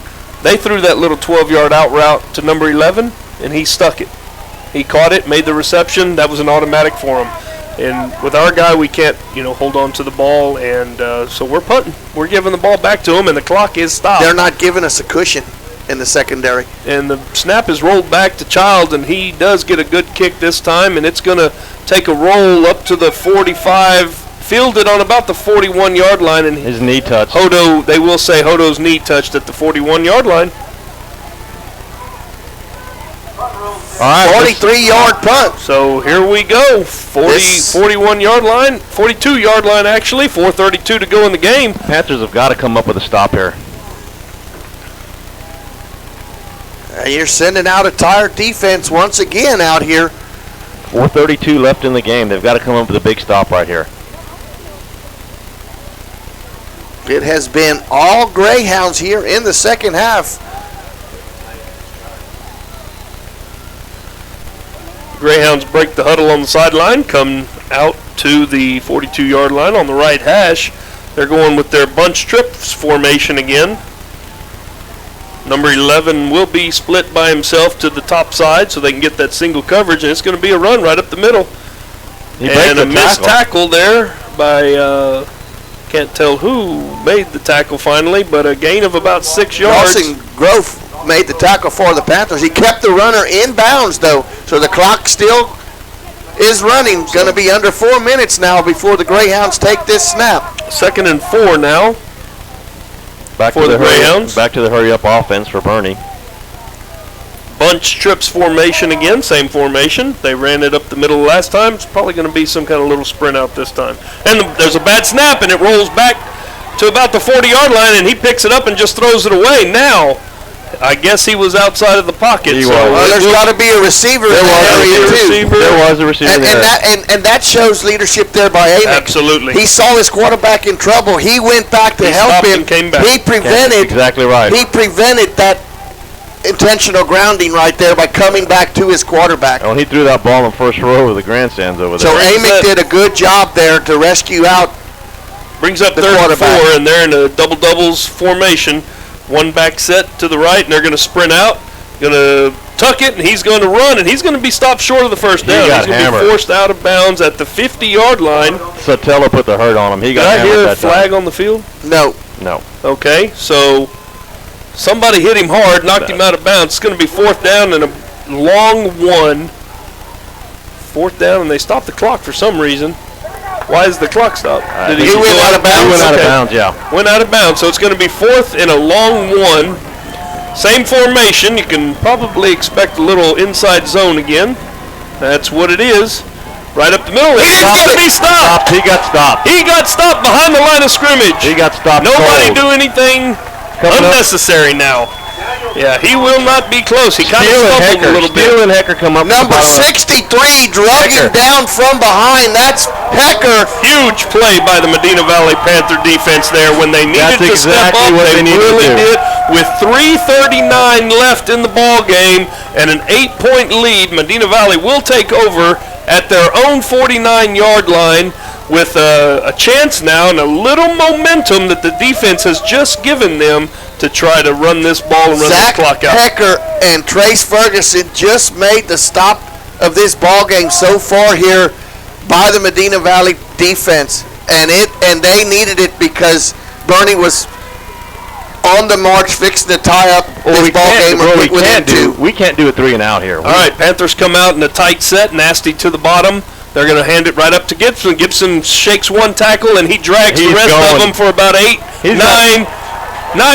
gain. I think he had all 11 defensive players on his back. He had about an 8-yard gain there for Gibson. Now, guys, you don't need to be in a hurry-up. Nope, Logan Hansi on the stop You there. need to snap it with about 5 And I like this. seconds. I'm glad he didn't make the first down because Absolutely. you can run a 1 or 2 more plays here because it's 2nd down and 2. Absolutely. I say number 45 touches the ball every possession here. So 2nd and a long one now. Nasty to the top, and we're throwing the ball. And wide open receiver. And he fell down. He caught the ball, but he had wide open all the way to the end zone. Nobody blown coverage. Nobody covering him. And I can't I hadn't been able to 25. it's number 25. It's Jacob Salas. Salas again. But in Jacob's defense, he had to kind of stutter step to stop that ball because he was out in front of it and he tried to slow himself down. It gets the first down. It stretches the chains. There's it nothing keeps wrong the with clock that. moving. That's right. And I tell you what, not only was I fooled that we dropped back and did that play action, the Greyhounds had no idea. They had no idea. We're not expecting that. That's actually a smart play. Gutsy call there by Eric Sosa. As we go back to the nasty slot, nasty to the bottom. There you go. Back off. Now we're going to milk a little clock. 2:30 left in the game. Snap it. Okay, get ready. Get underneath. Snap it with about 2, 3. There you go. And oh no, he missed the handoff again. The handoff, and they were offsides. Or they were in the backfield. They got the child right away. And they called a timeout. Before or after? Because there's a flag down here. We got a flag. They were in the backfield. Child had no choice but to keep that ball and not hand it off because they were in the backfield so quick. Now, whether it's associated with a penalty, I don't know. This would be funny if it's on them and they're offsides because there will not be a timeout. Or did they go ahead and take the timeout? Let's see what the call is. We're down to 2:19 left in the game. I don't think they realized there was a flag on the play. I think they thought they had got Medina Valley for the 2-yard loss here. Yeah, but if it was a dead ball, it's on us. Sideline warning. Sideline warning on Medina Valley. The second one. So that will be a penalty on Medina Valley. Now, how close do you need to get to be within Dawson Grove's field goal range? I think if you're at the 10-yard line, he's got a really good chance. Remember, we've got to have a good snap and a good hole, and that hasn't been happening. Well, there's the 5-yard step off, so it's going to be 1st and 15. Yeah, but a sideline warning shouldn't. The second one. Yeah, but the play should count first. Yeah, you're right. So it should be 2nd down and 17 yards to go, if I'm correct. But maybe I'm not right. But I don't know. Let's see what they do. Sure would be nice if they keep it at 1st down. They're discussing it. I tell you what, they've lost control of this game. It has not been a clean game all the way around. The Boerne coaches are saying, look, we got the play. They lost 2 yards, then you call a sideline warning. That should be a 5 more yard penalty. It should be 2nd down and 17. Well, we had a couple of sideline penalties last night in the freshman game too, Maury. Maybe we need to paint that area in there where the players can't be and the coaches can't be. You get those line judges sometimes. Come on, guys. Just make a call, please. They're still trying to figure it out. They got 4 referees in the middle of the field trying to figure it out.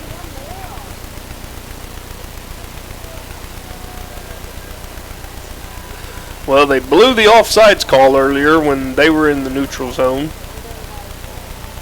and made contact. We know they've blown a couple of calls tonight. We're still not sure who got ejected the first time because everybody that was involved in the play we saw is still in the game.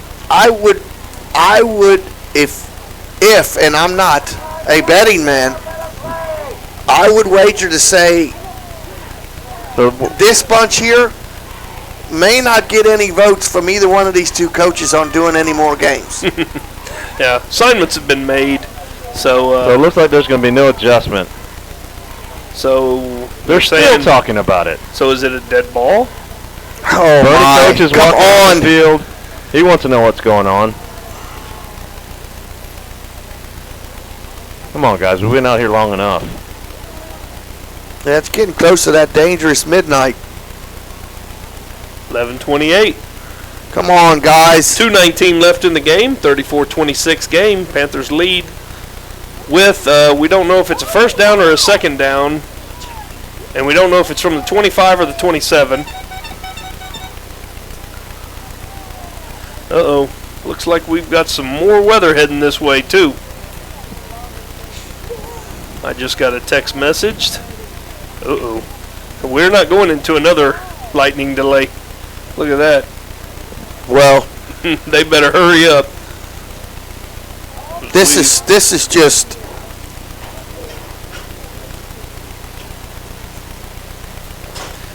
still don't know what the call is. Second down, I was right. Second down and 17. So how hard was that if I could figure it out? Yeah, well, that's true. Nasty slot down here, or to the top. And it looks like quarterback just keeps it. Yeah. Man, he got smothered. Well, same thing happened. I think he's just keeping it. Well, they were in the backfield before he could even hand it off. Well, two guys. The receivers ran pass routes. Second timeout called now Looks by like we the Greyhounds. So 2:11 left in the game. And they're down. They have one timeout left. And it's third down and call it about 18 yards. And Dwayne, it looks like we just gave up on those last two possessions. I don't know what happened. The quarterback just kept the ball and just stood there. I'm confused. It almost looked like a screen pass where you let the defenders get through the line so you can get the screen pass off. But I don't think that was it. But that's what it looked like. He was going to fake it and then drop back, and he just wasn't able to get the fake. Yeah, but I understand, but at least if you keep the ball in the ground, you make them burn their timeouts. If you throw the ball and you throw an incompletion, they don't have to waste a timeout. So third down now and 20. The ball rests at about the 27-yard line. 27-yard line. Shotgun snap. The screen play to Gibson. Gibson's on his way to the end zone. He's got one guy to beat. They just stopped him shy about the 8-yard line. Sorry about that. I had my volume turned down, but that was the screenplay, Maury, and that time the lineman blocked. They got their block, and Gibson gets a first down, and Boerne spends their last timeout. No, it's an official timeout for a measurement. I don't think it is a first down. I think he's going to say he's just a little bit short. He's going to be short. But if he is, that's going to make the Greyhounds burn their timeout. Yeah, and that's okay. This is a big measurement coming up, right? Jeff, I told you if you open that window, it's going to fall out, and it's almost at that point. Well, I couldn't see anything. So I couldn't either, but they've got all the windows open over there on the other side of the press box. Yeah, but that's because they switched them out from this side to that side, so the ones that don't open and fall out are over here, where they can open theirs over there. So what's happening is air conditioners on inside the press box, and it's so humid outside, and the windows are fogging up, and it's hard for us to see, and they don't stay open. Going to bring up they did not get him. A fourth down and Jeff short. Now, if you got a disciplined team, go on 2 and draw them off sides and get the free first down. Or don't even hike it and see what happens and maybe go for a field goal right here. They're way deep enough to within his range. So that's an idea too. They've got an option. Yep. Just see if you can call them offsides. If they don't get called offsides, maybe you burn one of your timeouts and bring in your field goal unit. Absolutely. This is the ball game right here.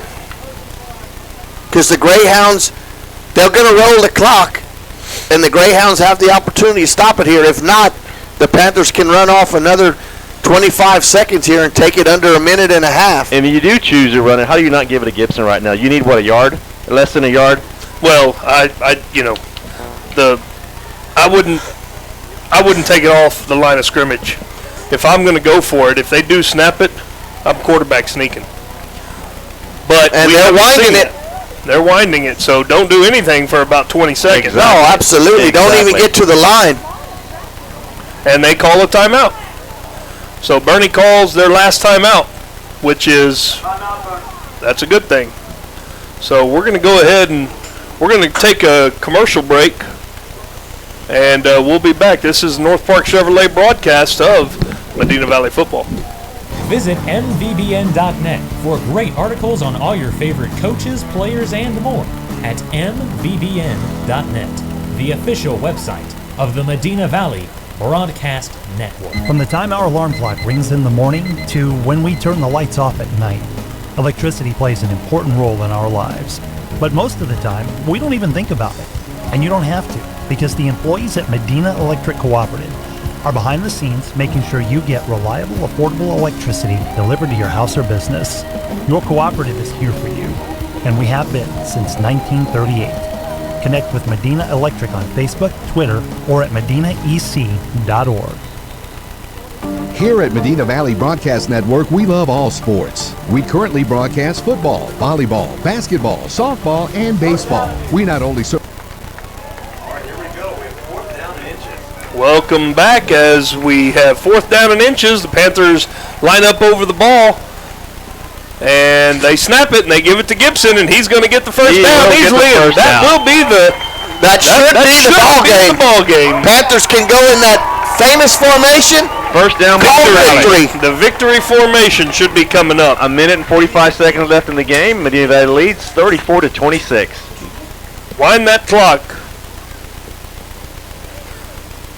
Boerne can't stop it anymore. So, I mean, right now, a heavy dose of Gibson. No, you don't even give it. You take a knee. You don't even risk a handoff. You could do that. Yeah, you don't even risk a handoff here. I don't see victory formation, though, but maybe we'll see. He does hand it off to Gibson. Right up the pipe, and he will be in. He may score a touchdown. He did. He is in for the touchdown. Touchdown, Medina Valley. And all that does is stop the clock, as we do have storms rolling in. But as of now, it is officially a complete game. So if we get lightning delayed again, it will be considered a complete game. And the Panthers line up in the swinging gate. So a minute 15 left in the game. Panthers just score.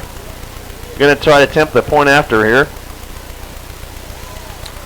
And they move over the ball. Dawson Grove sizes it up. Charlie Marsh is the holder. Steele Perry do the snapping duties. And there's the snap, and the kick is up, and it is good.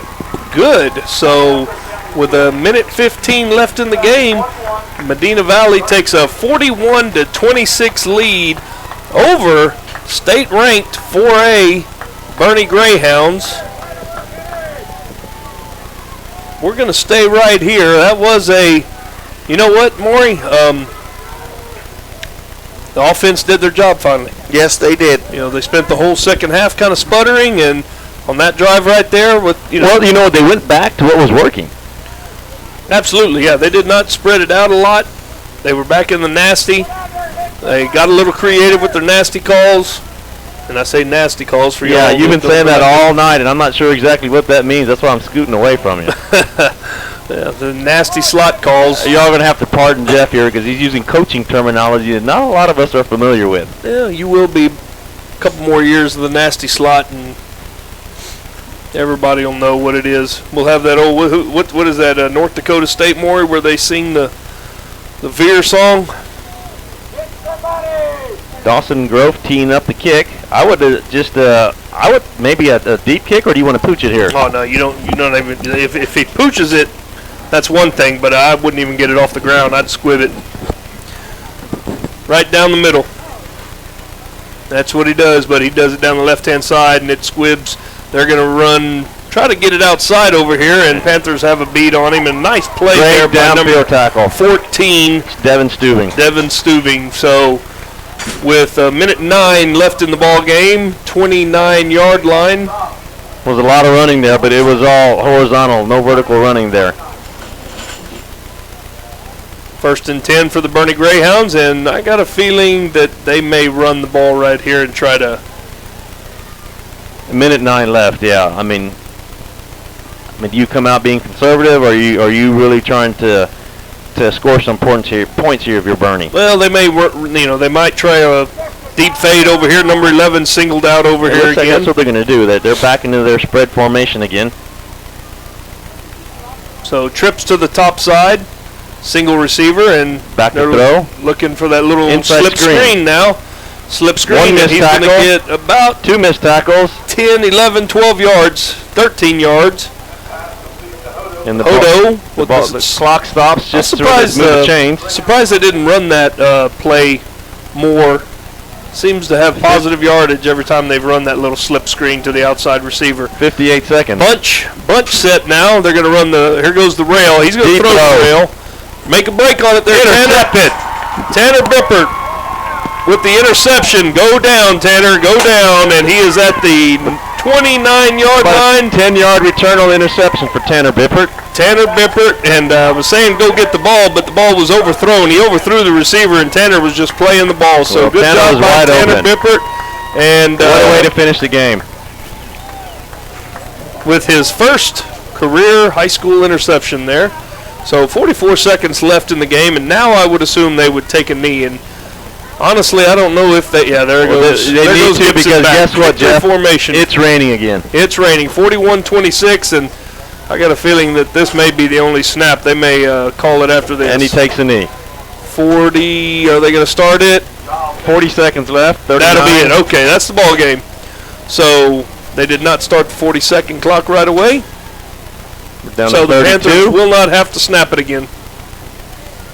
So they're calling the huddle. They're calling it all over to the sidelines. They're just going to let it run out. Okay, so we're going to stay right here, and due to the time constraints that we have tonight, we're going to go right into our post game. Oh, and it is raining hard now. It is starting to pour down rain, and we are finishing at just the right time. And it looks like they are going to make them snap it one more time. And it is child under center, and he takes a knee, and that's going to be the ball game officially. His time does run out. Final score: Medina Valley 41, Boerne Greyhounds 26. All right, so we're going to stay right here. We're going to go ahead and do our player of the game, Security State Bank player of the game, and we're going to have our little post-game show so that everybody can get out of here and get back to the house before all these really bad storms hit. But player of the game, guys, let's, we didn't have time to discuss this any off the air. I think it's pretty obvious if you look at how the Panthers built the 34-point lead as to who the player of the game probably should be today, because he really made a difference. The one person with the speed made a lot of difference in the game tonight. Oh, there's no doubt. And I don't know if you guys will disagree, but I think it would have to go to Mr. Masters as our player of the game. Of course, we do not have any stats, but Maury gave a little rundown at halftime of what and how he scored. He had 3 long runs that he was able to score from, and that kind of built the lead that the Panthers were able to finally put the Boerne Greyhounds away late in the game. And the things will start happening better, and Medina Valley will put together a full 4 quarters eventually. You don't want to peak too early, and I think there's still some things in the second half that happened that Medina Valley really needs to take a deep look at. Last week they were kind of out of that game.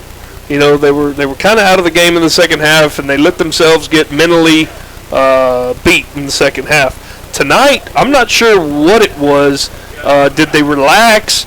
But the mental mistakes, the execution, a lot of things really did not work out for the Panthers in the second half tonight until the last series when the offense was finally able to move the ball and the biggest drive of the game, score that last touchdown to put Boerne away. It's good to see how they when it counted was the Panthers got really tough there at the end. So I'm glad to see that, and that's why we play these non-district games.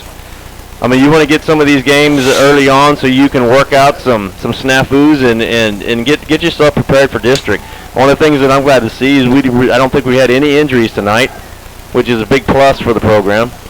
Yep, big game coming up next weekend now. Hondo Owls come to town. Don't really know what the scores are tonight. I think Hondo was in a lightning and rain delay as well, so we didn't get a Hondo score. Hondo won 21-14, so they'll be coming in 2-0 to Panther Stadium next weekend, and they'll be fired up and thinking that they have just, done enough to get ready to play the Panthers. But, the Panthers with a good showing tonight against the state-ranked 4A top 10 team, and the Boerne Greyhounds have shown that, for a half they were ready to play, and next week they're going to have to put 4 quarters together more. Yep, we'll see big that. Big game coming up next week. Time to get out of this weather. You know, after 4 hours and 15 minutes, it's been a long evening. It's been a long night, and we're going to go ahead, and I want to say thanks to Garrison Garza for working the board for us tonight, Maury Stein for helping out with the play-by-play and the color, Dwayne Garza for jumping in after the volleyball game, and I'm Jeff Stivers, and we're going to sign off for the evening, and this is the North Park Chevrolet broadcast of Medina Valley football. Thank you, and good night.